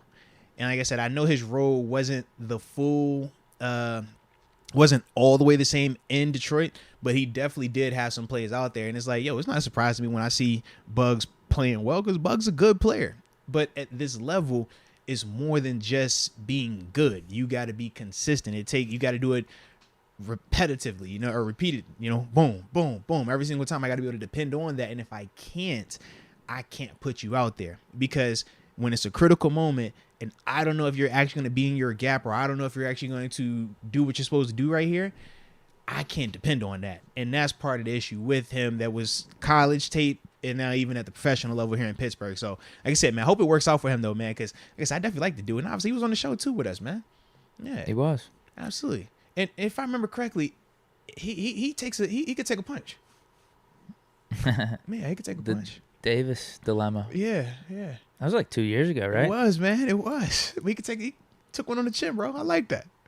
Yo Yong says, after you guys talking about D-Hop and roids and Deke working out, I decided to grab myself some creatine Let's and go. HMB Oh, and get that summer bod ready. Half Let's my go. body is tired, the other half is sore, but I feel great. that's what I'm talking about, man. Hey, wealth is health, baby. So let's keep it going, man. All right. I like that, though, man. Hey, remember, your summer body is forged during the winter. Okay? We can't wait till the summer to be out here six-pack popping, making them pectorals do the pecky dance. All right? Got to do it right now. Okay? So this when you be chopping in the lab. All right? Just keep chopping wood. Keep chopping. G-Man 39 saw Ramsey only $5 million in cap hit if he gets traded. Mm-hmm. His cap hit in 2024 is bad though. Saw this on Twitter and on Bleacher Report. Yeah, we talked about his cap numbers as well. Yeah, I just feel like at that point that's not smart for the Rams to do the trade. I think it's after June 1st when it's more optimal for them. Correct. Yeah. And other teams would be taking on something more in like $17-18 million range. And that's why when we talked about him as an option, we're like, yo, we like what he would bring, but the money is definitely something that makes it a little. That's lighter touch than what and we go. thought, though. It is, We though. thought it It was in the is. 20s initially, but Yeah. a trade will make it a little less. But you're going to have to Yeah. wait, it seems. That's the thing. So I'm not getting him. Now, granted, he's not a guy that I feel like needs to be here for the OTAs and all that, but I selfishly like the guys here because of the camaraderie. Knowing how we operate in Pittsburgh, that's when we get so close because we hang out, because we're always around each other. And that's something that we just do culturally here. So I would want him here to be a part of that. But as we saw with Joe Hayden, Joe came in the middle of the preseason, and we loved that man like it was nothing wrong. And he was coming from the ops. All right. So when you talk Jalen Ramsey, man, if it did have to be a post-June type situation where you're bringing him in, it's like, man, you're still getting a top corner in this league, proven guy. And I think that's the price that you're paying, the premium. You want cheap labor, you go draft. But with that cheap labor, it's 50-50. It might come in and produce. It might be terrible. It might take 3 years to develop. You don't know. Jalen Ramsey is proven. You know exactly what you're getting, but you're also going to have to pay for that proven commodity. So with that, you got to decide which one do I want to roll with and what chances do I want to take with either opportunity, whether it's the free agent one or the draft one. But that's the battle that these GMs and these coaches face daily when they're talking about improving their roster. And it's a lot easier when we do it as fans and media because we don't have the consequences of being wrong. When we're wrong, we're able to just move on to the next player that we're talking about bringing in here. For these coaches, though, and these general managers, stuff like that, those are the type of decisions that get you fired. Those are the type of decisions that stick with you. And they like, yeah, this dude paid Albert Haynesworth $100 million to go to Washington, and we saw what that looked like. That'll get you fired, man. You can't be that guy. You know what I mean? So that's the dynamic, man. And that's why it's fun for us, though, to just kind of chop it up every once in a while with them. But, yeah, I don't envy those positions at all. I think it would make sense if someone goes down with injury in our secondary or we do draft the guy in one of those first 3 picks that we got. And is it going to be easy to tell by June 1st in whatever programs we got? Or you got to wait till training camp to get an evaluation? What? Say one of our young corners, say we draft one. Do we got an actual decent evaluation at that point? To me, you don't know until you're a month in this season, bro. Because okay. To me, training camp, right? When you talk about young players, sometimes it's not always that you're just better than a player. Sometimes you just get familiar with seeing the same player because you're going to be seeing this guy if you're a rookie since rookie minicamp, OTAs, minicamp, the mandatory minicamp, and then obviously when you get to training camp. So it's like a familiarity starts to come about. You also start to remember the plays too. That was the other thing that was good and bad about being in the same organization for multiple years. You pick up on the verbiage, you pick up on certain things they do, so you'll start making plays in practice, and it's like, yo, am I making this because I just know what's happening, or am I making this because I was just a good player right here? And that's some of the trickiness that comes about trying to put a hard evaluation on a player just from practice without seeing him having to compete versus NFL talent, not even preseason. Like NFL guys. Because like we talked about, even with the preseason, you don't even know who you're getting out there. We're not even scheming it up all the way. So it's like, if you're a man-to-man guy, great. But say you're a dude that just needs to use his vision. Say you're a guy that feels better when you have big understanding. That's not going to benefit you right there. So it's just like I said, you can try to make the evaluation that soon, but I think it's really premature until you really get a chance to see these guys matching up with the different teams. Home game, road game, big body receiver, small fast receiver. We thought James Pierre was locked down. You watch him in training camp, man, you would have thought this dude was going to be our best corner on the team. You see him in the first 2 games, look good. But then you see him against Jamar Chase, and you're like, whoa, wait a minute now. Then you start having second thoughts. Then it's like, all right, well, now we start looking a little bit different. But we would have never known that if you never got to the game. We talk about Pierre Peninsula. Jesus. That's what it became. He's been Pierre Island in his role, though. His role, new yes, role right his now, role it's Pierre dope. Island all day. But this role is very much minimized. Initially, though, we were going off of OTAs, mini camp, and training camp. He would have been cornerback 1 based on how he was playing. And I was watching him. You know, I was down there every day for it. And it's like, bruh, he looked just like that. Big speed, aggressive, could read the routes, could jam you up, fundamentally sound, all of that. Until that season happened, and it's like, it's different when you don't go against the same receivers over and over. And you know, okay, this the big body receiver right here. This little receiver right here. Hey, when he chops his feet like this and he looks right here, he's about to break across. You know why I know? Because I done seen him do it 50, 60 times in practice now. So you just start to memorize certain things. As a player, you're supposed to do that. It's gathering information.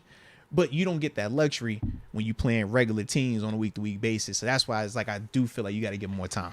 Yeah, because that would be my thought then for that post-June 1st trade. Someone got banged up in the secondary, or the young guy that we brought in, you think he's going to need a little bit more time. You want a more surefire thing, and you get Ramsey.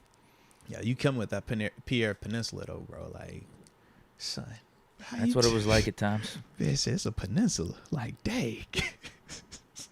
Blame me. Fisher Momentum. Aaron to the Jets? Question mark. Also, Omar Khan's biggest move? ? Is he talking about coming up, or is he talking about his best move thus far? And what are we even considering an Omar Khan move? Because Colbert was head of the draft. Yeah. Would it be the James? No, because that was all free agency. That was all before. Omar Khan did make some really nice moves, though. No, I mean, he was a part of a good amount of stuff, though. They were just working in tandem up until the draft was finished. Who do we bring in post-draft then? When did we Larry bring Ogunjobi. in... That was the one he had. The Larry Ogunjobi signing. That was big. When did we bring in Akello? Didn't that take a while? Like a weird amount of time? Contract done, yeah. I don't remember if Omar Khan was officially the general manager at that point. Yeah. But, like, it took like a month. Mm-hmm. It was like, reports are Akello's coming back. Yeah. Then we waited. The contract never officially came out. But, that was still pre-draft, too, though. But then seeing the numbers, it was like, holy hell, we got him back for 2 years, $8 million bucks. It's incredible. The Levi Wallace deal was nice as well. Man. You're right. Ogunjobi. Yeah. Edmonds? We didn't get Edmonds early in free agency, so maybe Khan was... Was that post-draft? I don't remember. I don't remember either. Because I remember us thinking we were going to draft a safety because we didn't have Edmonds back under contract, but then we got him back super cheap. When did we get Casey? Yeah. The Claypool trade. There you go. There you go. Definitely the Claypool trade. Definitely the Claypool trade. Definitely that one. Claypool trade. That's been his biggest move. Yeah. I guess his next biggest move is yet to come. Yeah. Because like you said, they definitely were still working in tandem. Or at least like he was a part of it. So, yeah. Yeah, all those deals last offseason were really good. Yeah. How they were structured. The Mitch one even. I'm with you on that. Heck the draft was awesome. Mm-hmm. I am Pat Frymouth has joined the upper room. I am Pat Frymouth. Welcome to the upper room. Yes, indeed. Yes, indeed. Come on, Pat, man. You know what I'm saying? It's all love, baby. It's all love. Yeah. Someone's saying, ooh, Miles Jack. Because he was cut. When did we bring him in, though? That's my... I just don't remember. Was it pre-draft or post-draft? Let me see. Because the only reason we keep harping on the pre-draft, post-draft, because that was when the Steelers communicated that would be when Colbert officially this is in done. May 6th, or no, March 16th. Never mind. Yeah, so once again, that's never mind. Still pre-draft. Yeah, because pre-draft they were still going to be working together. Kevin Colbert and Omar Khan during that process. Man, well, either way, he still did a good daggone job. How about that? Still did a good job. Whether it was solely him or him working with somebody. But either way, he did what he's supposed to do, man. So now he'll get his opportunity this offseason, though, him and Andy, so we'll see what moves they put together out there, whether we're talking free agency or the draft as well, man. That is it for the Super Chats. All righty. So now we will tap in because we did have Mr. Rooney, the boss man, speak the other day. Give a little... They're saying Edmonds was pre-draft, too. Dang. So a lot of these were Colbert's final deals. He went out with a bang. Got us Peckett, got us Peckins. Brought Edmonds back on like $1 million. Signed Miles Jack. Ogunjobi was after drafting, we're saying. That's what I felt like Ogunjobi was post-draft. Yeah, because we were seriously talking about potentially getting Jordan Davis if he fell to us. Right. We wouldn't have been talking about that. If we had Ogunjobi, right. Yeah. So at least we had that, and then obviously the Chase trade. Claypool trade, yep. So there we go. Fisher Momentum says Southern Tier Live 2 with special guest. Hashtag Super Bowl 58. Mm-hmm. Or 57. One those oh, that's 8. Yeah, that's 8. That's 8. That's 58. 8. Yes, 8. Is 57 this year? 58's next year? It might be right. I've never really paid attention to the numbers like that. Yeah, but you might be right. It could be 58. Yeah. It is 57 this year. I'm looking at ESPN's head page and it says right. LVII. 57 confirmed. Let's go.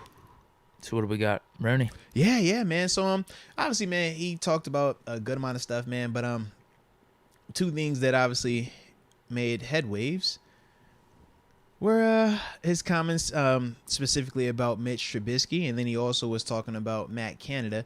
So we obviously wanted to get a chance to just kind of discuss that, react to that, man, and go from there. So let's see. You got the direct jump just yet? Yeah. Art Rooney II on Mitch Trubisky. I think Pompiani asked him about, what does he think about him going forward? Could he come back? Rooney says, it's still early in the offseason, but I expect Mitch to be on the roster next season and be an effective backup when we need him. I think he showed we can win with him. I think he'll be on the roster next year. This is going to go on freezing cold takes.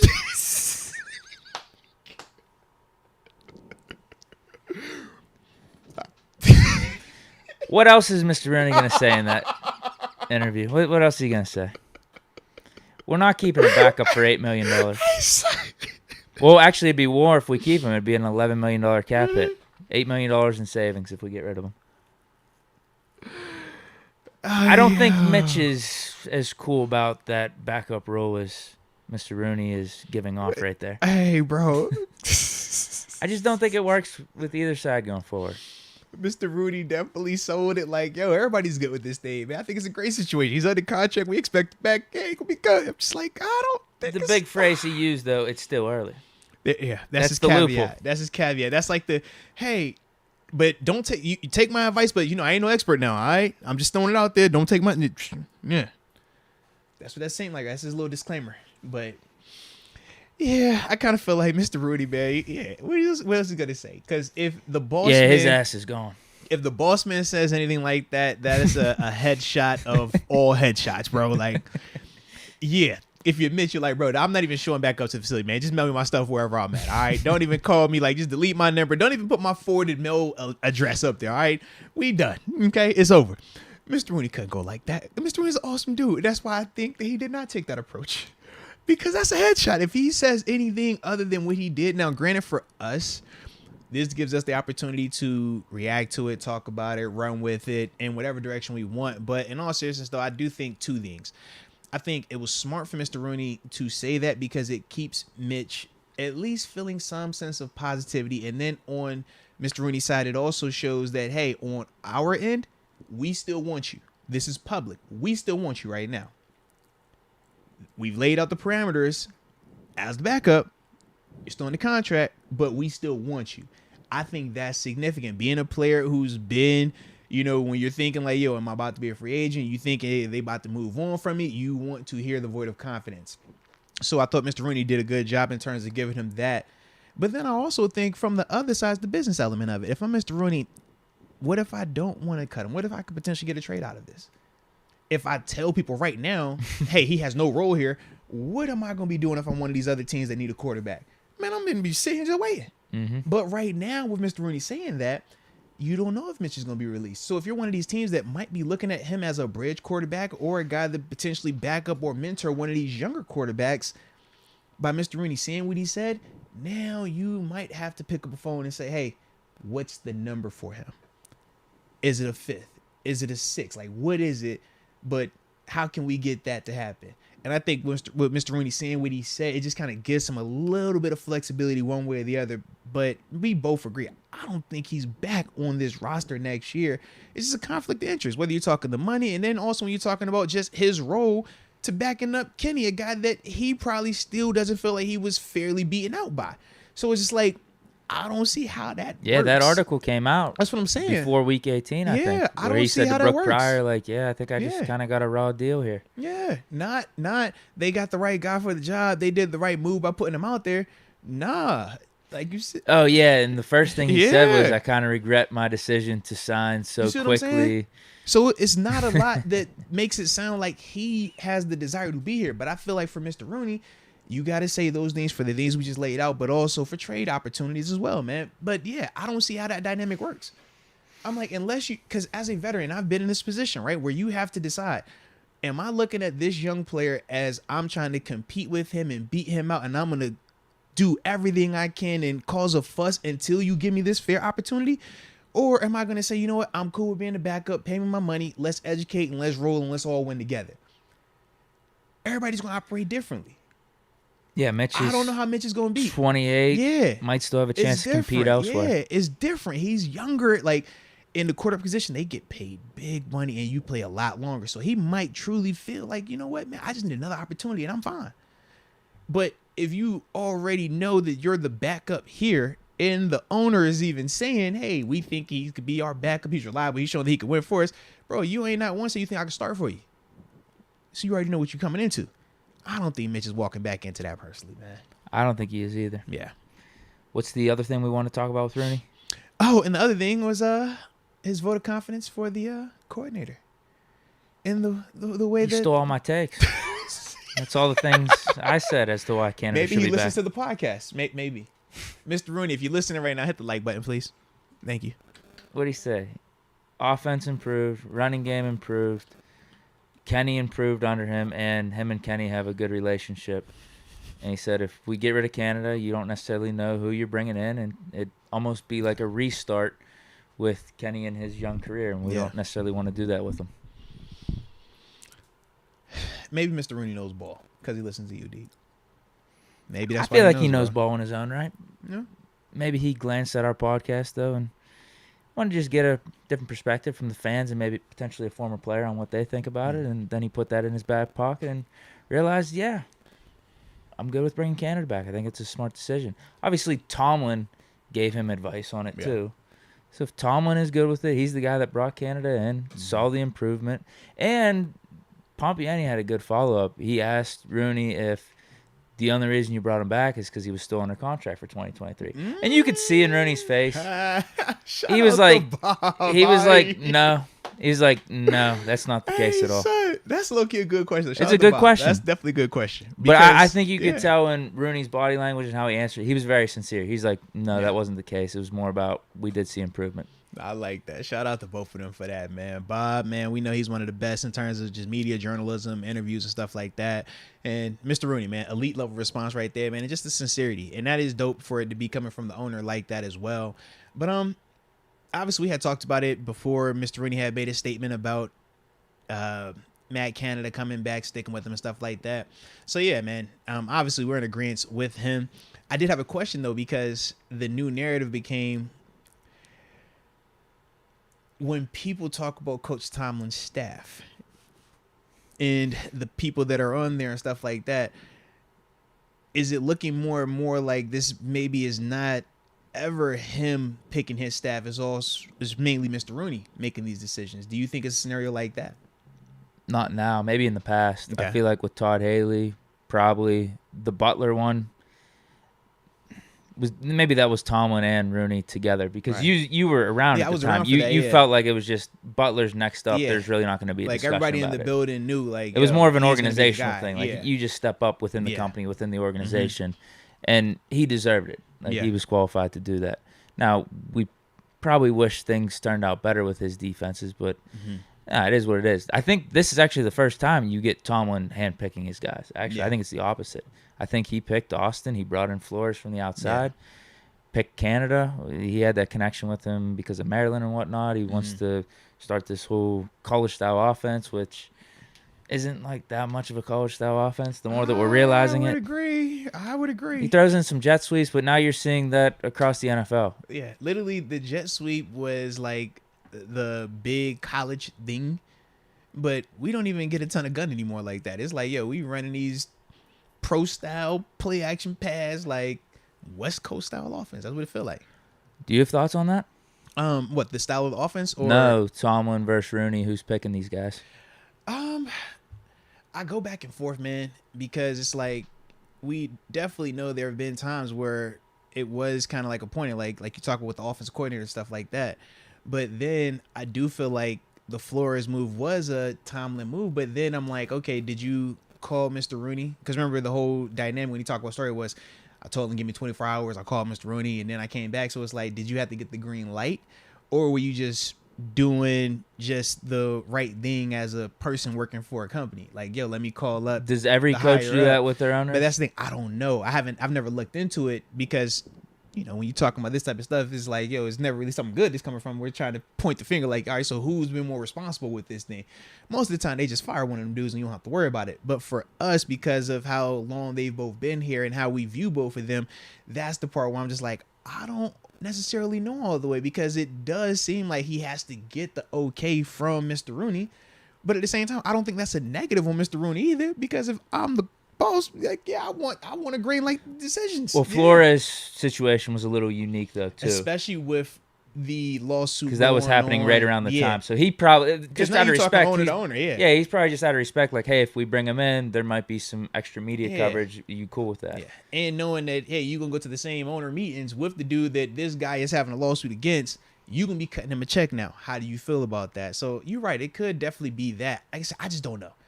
But I don't lean one way or the other in terms of being a negative. I do think that Coach Tomlin, though, has been more impactful in terms of the TA hire, Terrell Austin, and the Brian Flores hire. And I definitely feel like the Matt Canada move was from him because of that connection. But yeah, it's just hard to definitively say one way or the other.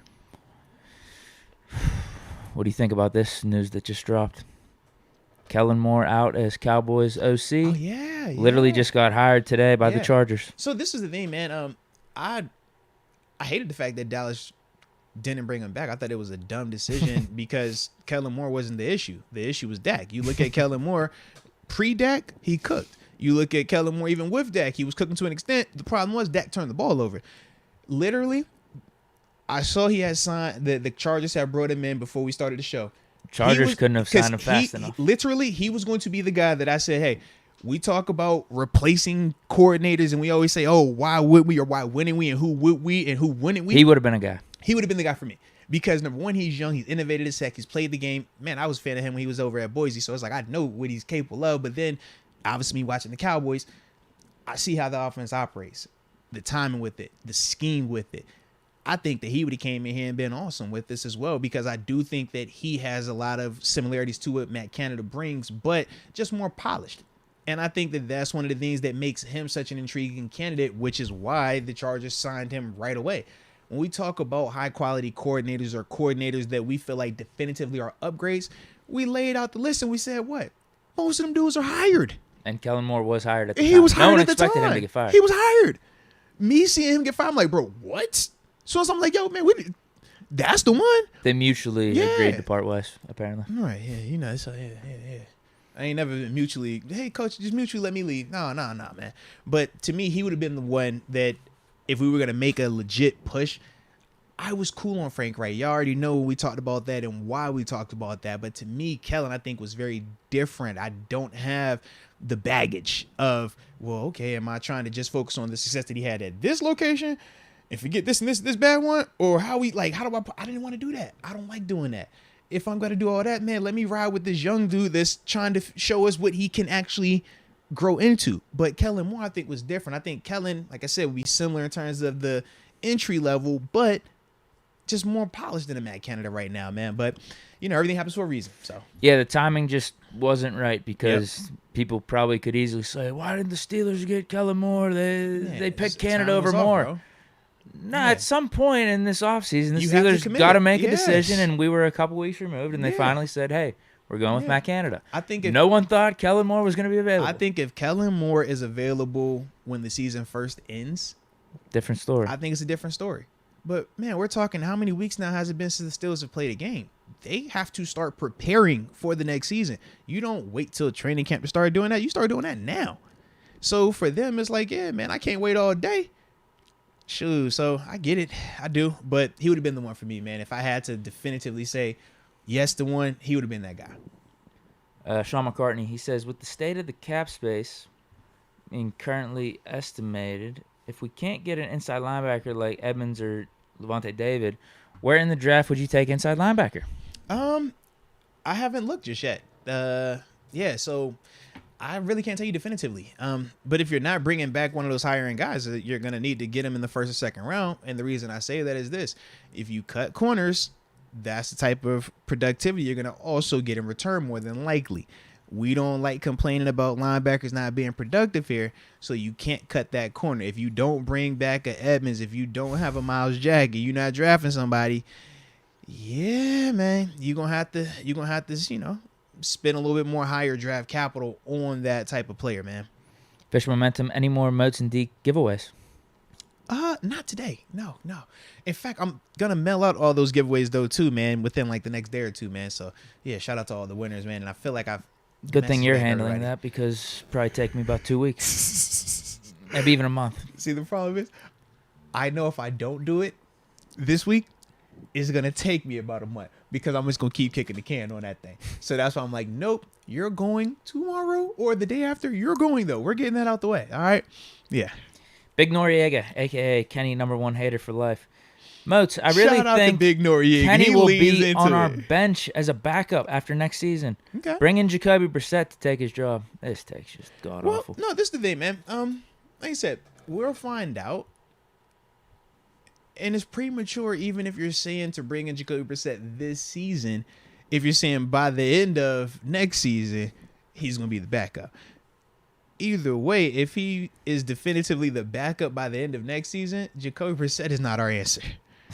That's just, you know what I mean? Like, we know who Jacoby Brissett is. And we talking not next season, the following season. Bring it? No, baby. If it's to that, you will hear me be the first one on the draft a quarterback train. Okay? Jacoby, man. Jacoby a cool cat. Respect his career, what he's been doing, man. But I'm cool on bringing Jacoby in. And I really don't think Jacoby beats him out personally, man. Yeah, he's got to flip. Yeah, he's got to flip here. I don't feel like he beats him out, man. Kenny is the franchise. He's our starter going forward. I actually like the idea of bringing in Jacoby Brissett to be the backup. I would as well. I think Jacoby Brissett would be a great backup for us. I don't see Jacoby beating Kenny out, though. No. Yeah. And I don't want Jacoby to be my week 1 starter for 17 games either. No. But if we're talking about Jacoby in a spot start here or there, no more than 4 in the season, I think Jacoby comes in and does exactly what we need. I like that vein for it, man. Dude, he's been around the league That's too. what I'm saying. And he's been like a U in a way. He's had success. He's Absolutely. been a starter. He's been backup. He's been around the league. He's been Absolutely. behind Tom Brady with the Absolutely. Colts. He knows like that, and that's what we heard when I was like, yo, I respect his career because I understand absolutely that. Like, yo, he's one of those guys that he does what you're supposed to do. I think, because not even Brian Hoyer, because when I was thinking of just like steady backups like Brian Hoyer, even Charlie Batch and Kellen Moore. I'm just not Kellen Moore. My goodness, the cat that's in Kansas City right now. Penny. Yeah, Penny. It's just like, or Henny. It's like they've all had moments, but to me, at least when you talk about Brissett, it's like we've seen him have to be the guy for a little while. Not a long time, but we saw him in the Colts. You know what I mean? We saw him do some of that stuff. We've seen him with Cleveland have some success. Yeah, he definitely has some success out there, man. So it's like better than Watson this year. Yeah. So it's like, to me, him as the backup with us, I do like that a lot. But I just don't think that he's beating out Kenny right now, man. Fish Momentum says, I'll help the Steelers one way or another. # Mo. There it is. Big Noriega back at it. He says, Kenny Pickett equals Matt Leinart. I don't see elite. Okay. You need to get LASIK like me, my friend. Get some LASIK, get some new glasses, get a new prescription. Maybe throw some eye drops in. Maybe his eyes are a little dry. This is the beauty of it, though, man, because, you know, it's all speculation right now, whether you speculate on the high end or you speculate like Noriega on the low end.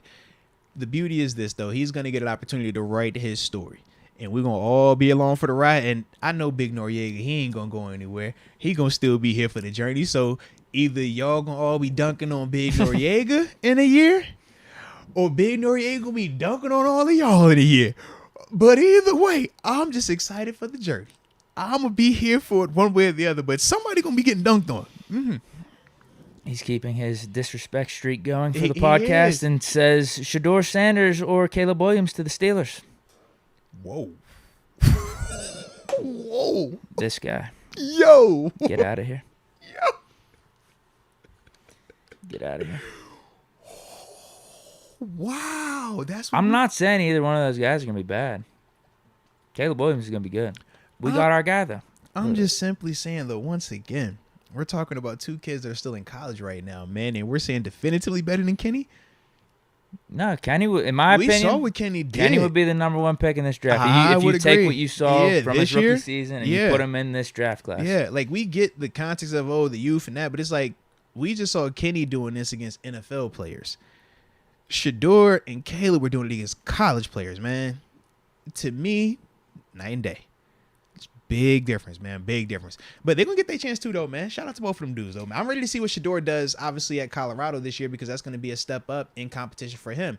So we'll get a chance to see what that looks like. Caleb, we know, man, he's one of those dudes that, he looks like he could be a can't-miss prospect, but we'll have to see because we do this every year with quarterbacks, right? Every quarterback is elite. Every quarterback is great. Every quarterback is the can't miss prospect. And they come in here and it's like, oh, okay, this dude was a buzz. Okay, this dude was a miss. Okay, this guy can't do it consistently at this level. Because it's not just about being talented. Everybody is talented at this level. And I think that's the biggest misconception when we talk about the draft and we talk about evaluating players and just how we project them transitioning to this level. We just assume because they do it versus kids that it's going to naturally happen at this level. And it's not that cut and dry, man. Phantom TV has a couple comments here. He says, Deontay unfollowed the Steelers. Can we please get his ass out of here? He makes way too much money to not score touchdowns. I think this was debunked, right? This was 2 or 3 weeks old. But even if it was, why does it matter? I don't know if he was following him to begin with. It's social media, though, bro.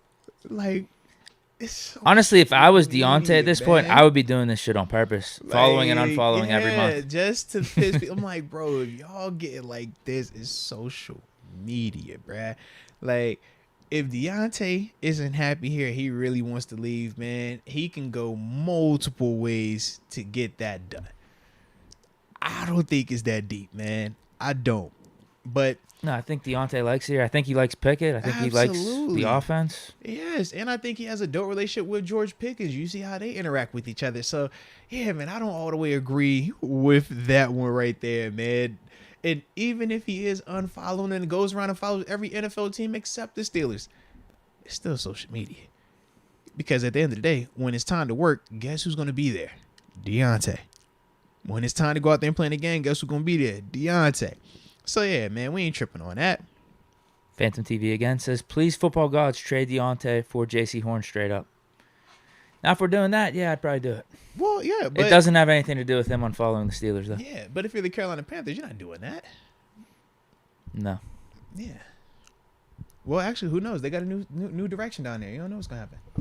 Frank Reich. Yeah. Needs some offense. So let's say he might just be like, you know what? Yeah, let's get rid of this one, bring that one in. I didn't know how deep his connection is with Carolina. He was their first starting quarterback when the franchise. Yeah, I didn't happened. remember that. Yeah. Yeah. I remember back to Jake Delhomme. That's all I remember with the Panthers. I'm with you. Yeah. Him and Steve Smith. Right. Like, that's as far back and yeah. I'm like, Hey, that big ass dude too, Thomas Davis. Yeah. He was before like the Stewart D'Angelo combo running back. Mm-hmm. That dude was a beast in NFL Street. And what was it? Wasn't Muhammad? Yeah. That was it wasn't right. Yeah. Musa Muhammad. Yeah, he was down there too. Yeah. He was a good receiver. Yeah, obviously Joe Bird was down there. Yeah. Who? Caruth. Who? Caruth. I don't know. Ray Caruth? No. Oh. I don't even recognize the name, I'll be honest. Yeah. Well, he was with them as well. He was one of the players, but he got in trouble. Okay. Doing some not so pleasant stuff to his mother of his child. Okay. Yeah. Big Noriega's back. Says Kenny would not be the QB in this draft. He's probably just saying he wouldn't be the number one QB, as I'm predicting. Okay.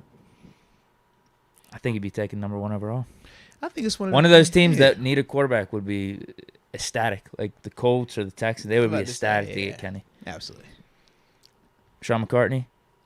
Noriega is the same guy who acts tough, saying to meet him at the stadium, saying he'd knock you out. LOL.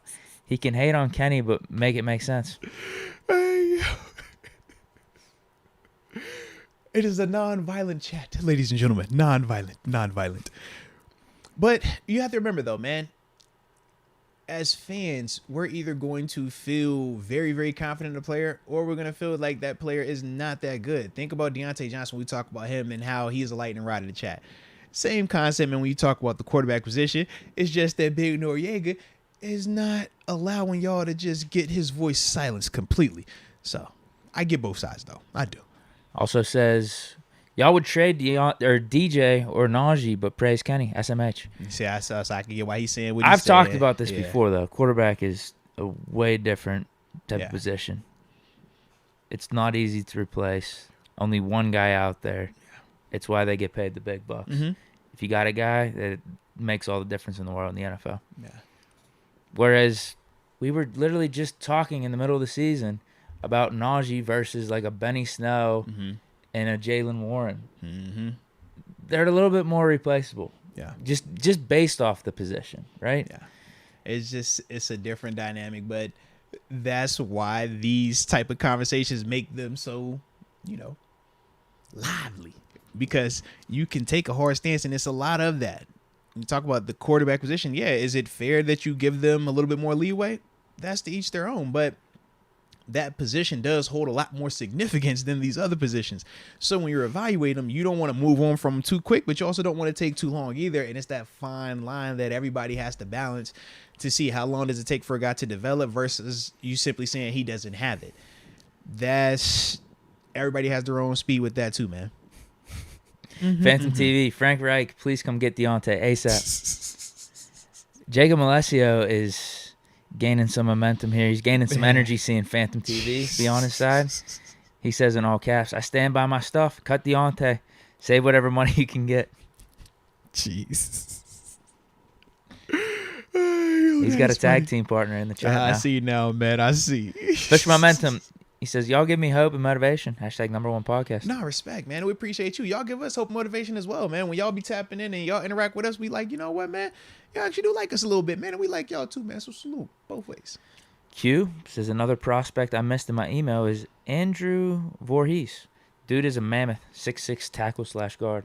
Okay. I'm going to check him out in due time. But speaking of, man, I do want to tap into some of the offensive linemen, man, that was looking at in terms of the tackle position. So did you have anything left on the Rooney stuff? We were good with that, right? No, I'll read this All right. last official momentum comment. He just says, "Keep counting us out. Hashtag Steelers Super Bowl 58 champs." There it is. I like it. Oh, and also on the front end, man, hit that like button one more time for the culture if you have not done so just yet.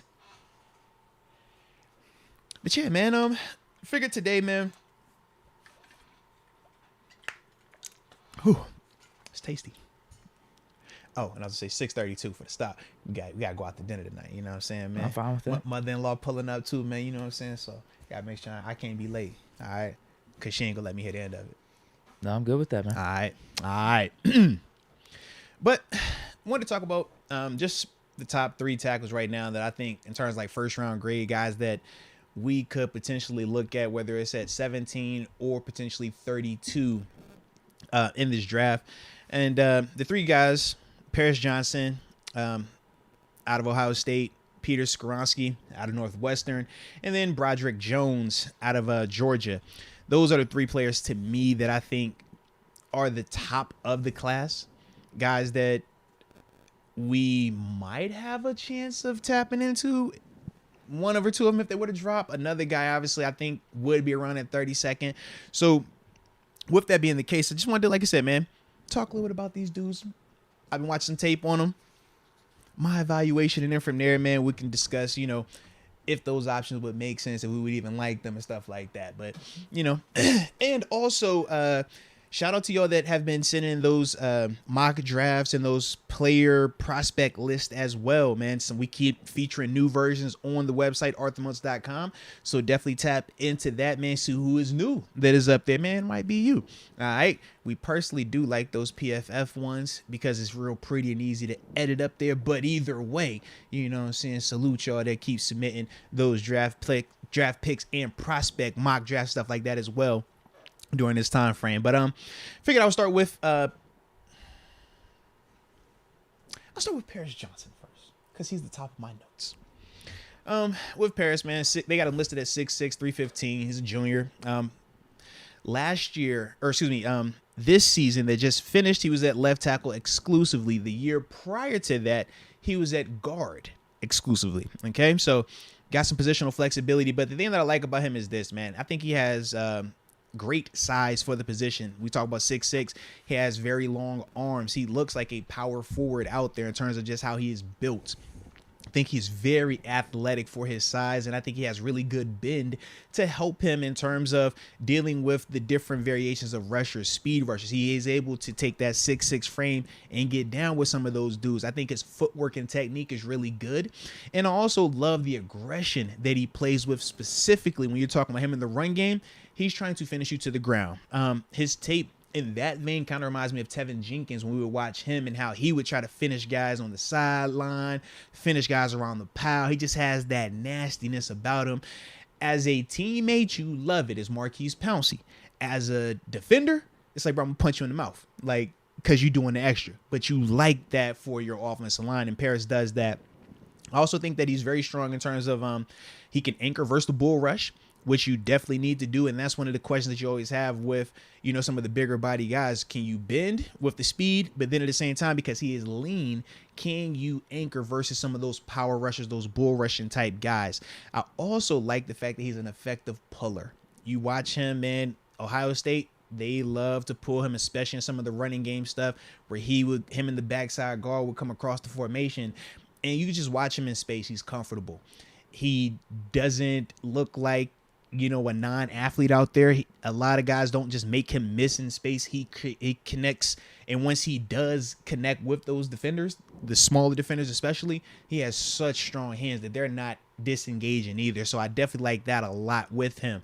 Now, some of the things that I didn't like too much about him, I think he plays very high at times. As a 6'6" guy, pad level is going to be big for him. When you watch him trying to finish blocks, because he gets a little bit high at times, he gets out of control, and that puts him in bad positions. When you watch him at times in his pass protection, when he's playing a little bit high, he'll start to give up some movement as well. And because of, like I said, him being 6'6", when he gets out of whack, it's like, it's a lot. You know what I mean? Because it's such a big body doing it. I also think, even though I love his aggression, at times it compromises his technique, because he's so just trying to dump you that it turns from a nice clean block with good hands to you outside the frame, bear hugging a guy and you're torquing and you know what I mean? This is like, you can get away with that in college. At the NFL level, they're going to call some of that stuff though. And that was one of the things, like I said, that I wasn't too fond of with him. Speed also can give him some issues. You watch the tape against Michigan, they got some dudes over there that would give him some fits with their speed rush. Then that same type of speed, but in terms of run stunts, right? When he's going to run block, he's reach blocking the guy, and the guy is like stepping one place and coming back. He did have some issues with the redirection at times. But the thing that I do like is this. He does play with really good effort. So when he is in a situation where he might have overreached the defender, he is athletic enough and he plays hard enough that he will try to run that guy by. It doesn't look the best, but it's effective. That would be something that he would have to get worked on in terms of just coaching to let him know that, hey, every block isn't a kill shot. You're not going to maul every guy. Even if they small, technique is going to be the difference. So for him, I just think I would get him a little bit more buttoned up in that vein. But other than that, I like a lot of his tape, man. I really like the fact that he has that versatility to play tackle or guard as well with that size. Reason you have him one on your list? He's not one on my list. That's it, just how I have them in order, like when I was watching the tape on him. Yeah, he's not one on my list, though. Just the order. The next one I had, unless you wanted to say something about Paris? No. Yeah, keep going. Because okay. I watch some of these dudes' highlights and some of the tape and stuff on YouTube. So, like, I just have more like an overall view of these three guys and how they stack up against each other. I'm more interested hearing, like, if what you say stacks up with kind of like what I have in my mind already. Oh, yeah, respect. Yeah, absolutely. All right, so the next one on my list, Peter Skorinsky, 6'4", 294, junior out of Northwestern. He's a lineman's lineman, baby. He is a lineman's lineman right here. So when we talk Peter, man, where do we start? Dope quickness and lateral movement. When you watch him, extremely fundamentally sound, and he plays with such a good pace. Never in a hurry, never out of control. Always in control. I love that about him. Athletic enough that he can handle any speed rusher you send. That 6'4", 295 is nimble. He moving with that thing. But at the same time, he does have enough width or girth on him to handle and anchor against some of those bull rushers. I also love how he's able to reposition his hands.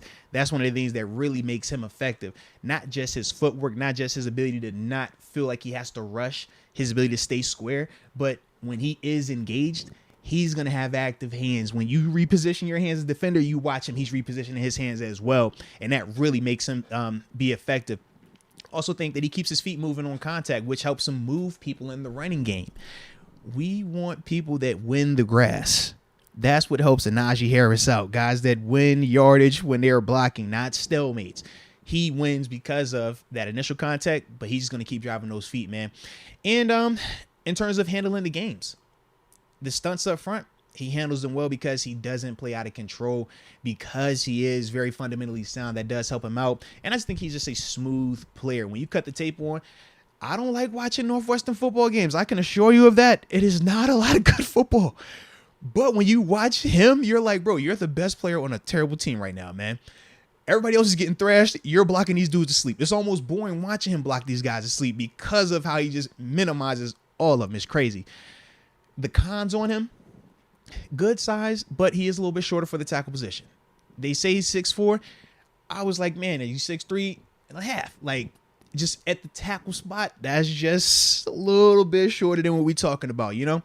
And because of him being a little bit smaller than Paris, he does allow a little bit of movement with the bull rush. Now, it's not to the point where you panic on it, but it is one of those things where it's like, if you're building up a plan of how to beat him, the bull rush is going to be the most effective way to get movement, to at least make him uncomfortable. And then the other thing I thought, and this was something that I wasn't sure if it was just him or if it was that whole Northwestern offensive line, but at times they look confused versus the blitz packages and stunts. And it's like, all right, if you're not confused, he picks it up and it's perfect. It's not an overreaching issue, but there are times where it's like he's setting his guard setting and he's almost like trying to block two guys because he doesn't know if he should inside or outside. And that's the part where I'm like, I can't definitively put that on him, but I also can't definitively say that it's not him or it's not the guard, because it's just it was some confusion that was going on up front. If you had to lean Northwestern, though, I'm gonna shitty O-line around him. I'm gonna say it's the guard. If I had to, I would pick the guard, because I'm like, man, this dude, his tape is too hot for it to be those type of things. But I'm just like, yo, I'm watching. I'm like, yo, why are you? And he feels like he has to take on two players. Yeah, like, why are you here? And I'm like, this is your guy. This is most dangerous. Take this guy right here. But then looking at the guard, I'm like, well, the guard never got his head around, so the guard never saw this guy. Now, is that the guard's fault, or is that this guy? I don't know. I ain't in their room. I don't know how they scheme it up, man. But I like his tape a lot. And he definitely also, I don't think it would be any stretch of the imagination if we wanted to bump him inside to a guard spot either. Because of his frame, that 6'4", he moves, he can put, like, across the board, he is really complete. Then from there, you got Broderick Jones. 6'4", 310, sophomore out of Georgia, or played at Georgia, left tackle for them, number 59. You watch Broderick, man, the first thing that I have up there is that this dude is very, very athletic. Super athletic, super nimble. Reminds me a little bit of Kelvin Beachum when you talk about, like, his frame, that shorter, wider body. And just that ability to dance with pass rushers. Very powerful hands, too. Plays with dope effort. I love his effort, man, in the sense of when you watch him run game, pass game, man, he's trying to finish. He's trying to compete. He is not one of those guys that's going to say, hey, I blocked for 4 seconds, let me stop. He don't do that. So I do like that. And I also think he's extremely comfortable playing in space because of how athletic he is and because of how well he moves. When he's pulling, he's not tripping on a guy trying to shake him. He knows the play that he's going to make. He knows how to pick up these blockers. When you watch him in the screen game, he knows who he's going to hit. He's not tripping on that. You watch him climb into the second level. Does a good job in terms of just being physical in that whole approach. When you talk about his bend and his athletic ability, he can handle a lot of those speed rushers at the NFL level, like, with confidence. He definitely brings that. I also think that when you're talking about him versus the bull rush, I think that he's also capable of anchoring versus those guys as well. The knocks that I have on him are because he is so athletic, he is inconsistent with his technique at times, and it gets him in trouble. I think if he wasn't so athletic, he didn't always rely on it, he would be even more than, where he's at right now, because he's a dope player already where he's at. But I just think that, I don't want to say he gets lazy. I just think that it's one of those things that's like, I don't have to rely on my kick being back, my shoulders being square, my hands being right, my eyes being where they need to be. because I'm athletic enough, I can make up for it. And in college, you can. At the NFL level, though, that's where you get in trouble. And some of the stuff, when you watch him, the times that he does get in trouble, whether it's a bull rush, whether it's with some of the movement, it is a lot of times I can circle something that shows the technique. He didn't have his hands up. He was slow with his eyes, something like that. Or he's trying to just hit a dude instead of like actually putting hands on him. That's my only thing when I watch Broderick in terms of the games. Highlights, they don't show this stuff. But in the games, it's like, man, I need that play in and play out, because at this level, that's what matters. It's play in and play out. But in terms of how I would rank them, I go Peter Skoronski at number 1. I was torn between Paris and Broderick. I think Paris is more polished. I think Broderick has the higher ceiling, though. I love Broderick's athletic ability. I love the fact that he's a young player. I think that he can develop and keep growing. But you got to hope that he's going to keep growing and keep developing. Paris, I think, is close to where we're going to get with him. But I just wonder, like, all right, how long are you going to be able to hang up out there with the speed? Like, that's my big concern with Paris. Can you handle that NFL speed consistently? Because He's just got to get lower. Right. And that's the part where it's like, I think that they're all capable of it. But if I'm ranking them, I'm going Peter Skoronski at 1. I go Paris Johnson at 2. I think he's more polished right now. And then I go Broderick at 3. But I think all 3 go in the first round. That's the other part. So it's like, depending on who we're talking about, I think if we're talking Peter, you're lucky if he falls to, the teens. I think that's the guy you probably have to move up to get. I think Paris, he's another one that's going to be iffy with him. I think he either is going to go super duper early or he's going to fall. I think it's like no in between with him, just because of how I view him, in that sense of like, you're either going to love it and think that he can block it, or you're going to be looking at him saying, yeah, we're going to have to move that to guard. I just don't know how they're going to view that right there. But Broderick, he's the one where it's like, bro, I think that he's potentially around 17. Yeah. I think that he will definitely They've talked about him being there. He definitely will be around then. I don't know if he falls to 32. We'd have to see how the board would play out. But I think if any of the guys were to potentially drop, I would think him, just because of he's not as like polished as the other 2. I think all 3 are going to be day 1 starters. Don't get it twisted now. They're all 3 are going to be starters to me. I just think when you talk Peter, I think of Peter in the sense of like, man, when you get this dude, like, we not thinking about that side ever again. We're good for however long. Paris, I think we're good early on until you prove that you can't survive against that speed out there. If it's Broderick, he could just be hit or miss. Yeah, with Broderick, I'm like, you put him out there early, I think you're going to have some growing pains. That's the only thing. I think he still can hold his own, but he can have some growing pains early on. Almost like when we think about Penei Sewell, right? Think about how athletic he is and how he moves, right? But even early on when they were switching his position, it was like, he's still dope, but he had a little bit of growing pains. Now he's picked it up, now he's back. I think with Broderick could be similar to that. Like, he's still going to be a dope player, but you might have some of that early on until he's buttoned up fundamentally at this level. My thoughts were very similar. I thought with Skoronski and Paris Johnson, they were the smoothest of the 3. Mm-hmm. And it seemed like when they were protecting, they could get dudes in basically a vacuum where they're not moving one way or another a lot more than Broderick. Locks them down. Yeah. Whereas with Broderick, I was like, man, he's like leaky a little bit. Like, these dudes are getting around him a little bit one way or another. Now, if George is getting the ball out quick or they're not coming to his side, it doesn't really hurt. But, there was something off, and you hit the nail on the head. It probably has something to do with fundamentals or technique. Yeah. Whereas, Skoronski and Paris Johnson, the reason I was curious whenever you had Paris Johnson as your first guy, whenever you were talking, I was like, do you have him 1? Just because of that size and the length. Like, that's is his potential perhaps better than Skoronski long term? If you think he could become, because you're right, he was moving too. My thing is, I don't think he's going to be able to get more bendy. I think you can get him to be more fundamentally sound, and that's why I think he can still survive out there and do his thing. But watching how the Michigan dudes, and it was I think it was the number might have been 32 and 18. It was definitely 2 different guys specifically that I was seeing. I'm just like, bro, I don't like that, because what you're seeing right there, that's every day in the NFL. Like, we all got that. Or we gonna be the big body 6'6", like power rushers. But it's like, if you're not those, that's what you're dealing with. And I'm like, they're way more polished than what you're seeing right there. And if they're giving you some of that, that's what I think of Alex Highsmith. I'm like, if I'm Alex Highsmith and I'm watching this matchup, Alex cooks right now, I think. And where I'm looking at Peter, I'm like, I think Alex can still have some success, but I think Peter gives him some issues, though, because of how he can move with him.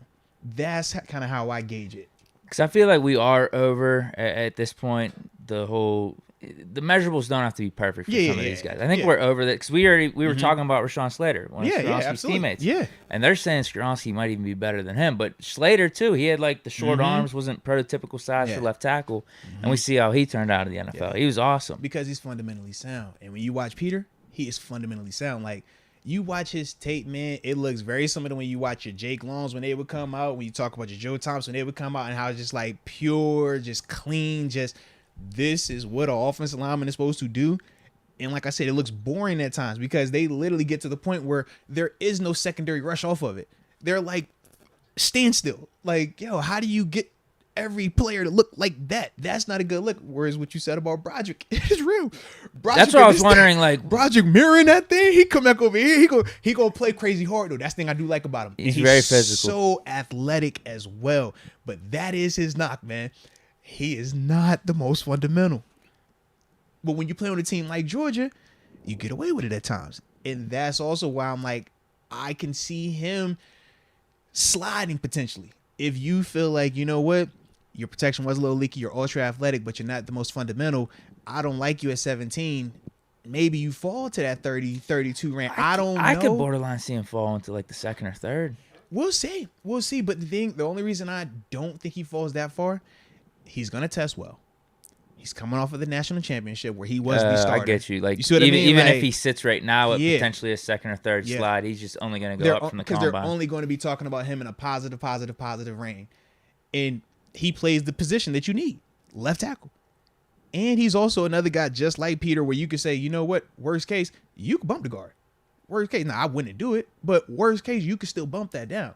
So you still, like, I can see teams potentially, like, talking themselves into it more and more and more because of what he did and the tradition, the history. Oh, they win. He's coming off back-to-back. Now he's on this other stuff. That's the reason why I think that he still is going to go. I don't see him falling past the second right now. It could change, but right now, my initial watching the games on him, I think that he's going to fall into that back of that first round. Okay. And that's the guy I was thinking of more as like the option at 32. Peter, I think you have to move up to go get him. Paris, like I said. Oh, yeah. Skoronski for sure. 100%. Skoronski, I think unless you're packaging a deal to go get him, he's not going to fall to you. Paris, you might have to move. I think you still have to move it to get Paris, but not as far. What would you want to do? Say we address every need in the offseason outside of offensive tackle or offensive line. If I've addressed every need, oh, gosh. Would you want to trade up? I'm stuck between being reckless. This is my thing. Reckless me says you package 17, 32. I move up into that top 5, top 7 time frame, and I'm going to get Peter because I guarantee that solidifies my left side of this offensive line. I guarantee now that we want to run that ball. I got an answer over here. I already know Kenny. He's going to be extra protected now. Everything is good, and we're talking about winning now mode too. He's on a rookie deal. So it's like, man, we're just being ultra aggressive. The other side of me says, bro, don't trip. At 17, if Paris is there, you take Paris. If not, then I'm like, you know what, we chill. And if something's there at 32, I'm cool with that. But I don't necessarily feel like if it's not Peter Skoronski for me today, I'm not overly like over the top. Like, yo, we got to move up to get one of those dudes. If it's not Peter, I don't want to move up to get any of them. And if Broderick is sitting there at 32, then yeah, I think that to me is a little bit more intriguing today. Could change, but you might have been able to get Addison at 17 too, right? So that's kind of like my thing with it right now. Like I said, unless it's Peter, I don't want to move up for those dudes. But to me, he is definitely worth moving up. But that would be the dynamic. We would have to have already. It would be great. You just have your franchise left tackle, you have your franchise wide receiver, you have your franchise quarterback, and because I'm just wondering, how long is Najee going to be around? I'm assuming we would also have our franchise tight end in Muth. Like, we're going to keep him. Like, those are going to be like the core 4 on offense. Yeah, we should be able to count on for the future. left tackle is really important. No, it is, man. It is. Especially with a young quarterback like Pickett. Yeah. But that's the one for me where I'm just like, I could see it going a couple of ways. And obviously that's what we talked about, tackles today because of that dynamic. It's like, we know, man, whether we think corner, whether it's a Jordan Addison type, whether it's, offensive line, whether it's a tackle, whether it's a guard, like, we're going to play and talk about multiple spots. We even briefly mentioned tight end the other day. We're going to keep doing more of this, though, man. And we haven't even deep dove into it all the way. That was just like You're talking me, dude. That guy can run routes, man. I told you. Holy you, bro. He was cooking. I told you. I saw some of his highlights. And look, and I ain't even dove into it. That was just off of like what I just know from what I've been watching. Not me like evaluating. He kind of has that psycho temperament, yes, too. Bro. Yes, I like his game, bro. Damn. Yes, man. You could talk me into it. But they say we're gonna get the Titans on another day. Not today. We can get to the Titans on another day. I wanted to ask this real quick too. How far off is Dan Moore from these guys? Paris and Peter are definitely upgrades. Broderick could be interesting because of the technique. Broderick is more athletic, but I think Dan right now, because he has 2 years of this, I think he's going to be a little bit more buttoned up. But I definitely think the first two are upgrades. Broderick, I still would lean Broderick as a clear. I still think Broderick is going to be a better player if we're talking about this year coming up. I just don't know where we go from there with Broderick. That's my only concern. I still feel like all three of those dudes are worth the first round grade. I think all three of those dudes would come in here and be the day one starter for us. I just think like I said, the way we talked about him, I think Peter is the one where you're not going to stress about it at all. You're going to feel really good about it. Okay. Yeah. We're going to have some options though, man. And with us having those two picks, man, at 17 and then at 32, it's like we get to legitimately talk about multiple a lot of this spots. is just going to come down to what are we doing free agency. Yeah. We bring in Taylor Lewan, this probably not even a discussion. Right. Then we're probably talking receiver and corner, or we're looking, corner and linebacker or something like that. But it's like we're going to get a chance to know. But with us having these picks the way that we do like this right now, that is why we're going to be able to target multiple spots legitimately in that first round because we got 17 and 32, And if we wanted to try to be aggressive and move up, we also have that luxury as well, man. All right, I'm going to be respectful of your time here. We got 7 minutes. Oh, good call. Man, I'll be about to get in trouble all the time, man. Let's go, UW. He says, Deke, I know you want Addison because you're a homer, but I swear if we get a receiver in the first instead of fixing issues, I'll be the first person to call for Khan's job. That'd be a mistake. That is pretty funny, That'd bro. be a mistake. That is calling pretty for funny. Khan's job. He's just saying what I'm seeing. You only get one chance. That's pretty to bring funny. back that QB receiver connection from college. Phantom TV. Deke, you're a Pitt guy. Why haven't you put Moats up on game about our guys, Kalijah Cansey, Carter Warren? No. I'm familiar with Cansey. I just haven't deep dove into I've talked about these tackle prospects, and then I was talking about the corners the other day. Well, actually, I didn't even deep dive into the corners like that. That was like a brief, those are just brief the top overview. three guys. Yeah, this was more of like me actually like watching full games on these dudes, multiple games, and giving you like a legit like breakdown, man. So yeah, man. Yeah, the Cansey one's coming though, because we might have some D-line options. 17, 32, man. You never know, man. We're gonna have to see what it looks like. He's gonna be good. Like he would be a good pick. I just don't know how bad we need D tackle right now. All right, if we don't bring back Ogunjobi though. And that's an option. Yeah, that's what I'm like. We got to see.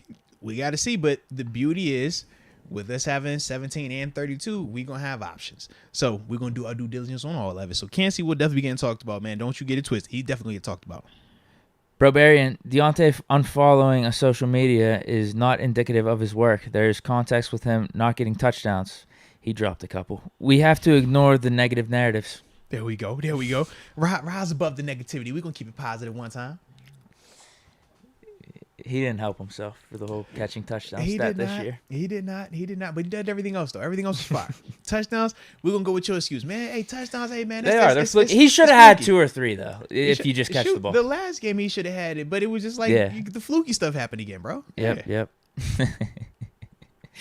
All right, we got Justin Gordon. Watching these playoffs, it's glaringly evident that the trenches must be set. Mm-hmm. We haven't had a dominant Pro Bowl nose tackle since Casey Hampton. Nah, man, you're right, man. The teams that can win in the trenches, man. Cansey's not that guy, though. I haven't watched him like that, but Cansey can. He's like an athletic dude. Yeah. He'd be a nice guy to like pair whenever we go nickel. But I'm thinking to myself, four D lineman. Yeah, I was about to say he's like Casey Hampton. I was thinking to myself like he still's a guy that could be effective in there. Oh yeah, he's not Jordan Davis. Yeah, he's not eating up space though. He's a playmaker. Yeah.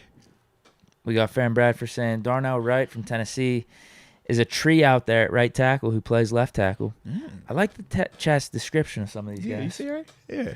He could be our 32nd pick for real. He has a nasty streak to him. All right. Well, hey, I'm gonna start diving into them as well, man. Like I said, this was just me tapping into the guys that I thought, were my top 3, like clear.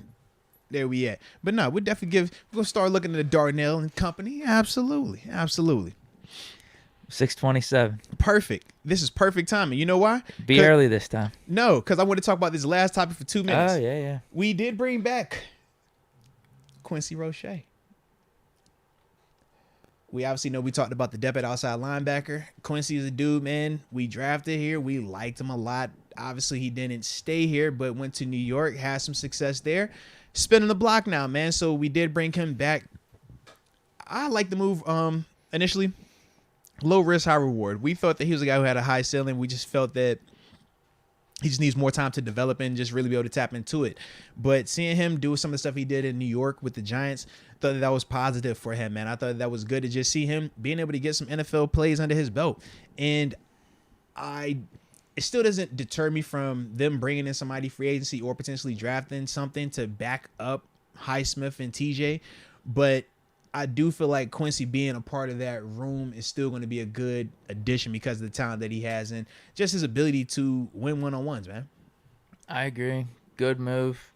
I'd say he's our third edge rusher right now. Yeah, right now, yeah. I'd take him over Jameer Jones. And what's crazy is Jameer Jones is the reason why we didn't cut. Well, we cut him, I think, with the intention of bringing him to the practice squad. And then, because he even had a good preseason, too. It's just Jameer Jones randomly out of nowhere. That was it. Was lighting up in preseason, so we stuck with him. But then Roche gets picked up by the Giants. Yeah, I'm fine with it. You're right. High ceiling. It looked like he was jumping off the screen multiple times in preseason, but also whenever we watched some of his Miami highlights, we were wondering, like, why did he go in the 6th round? Some people were projecting him in, like, the 3rd or 4th round because of this talent. So, I'm fine with spinning the block on him, bringing him back. It failed with us other times trying to do this. Tuzar Skipper. Yeah. Well, I mean, Jameer Jones even, like, this really hasn't worked out. Is it a fail, though? The reunion because, tour with him. What were they bringing him back for? To be role players, be depth players? Tuzar? Yeah. Well, the problem is when you become like a preseason darling, we got some high expectations for you when you come back. This is also very true.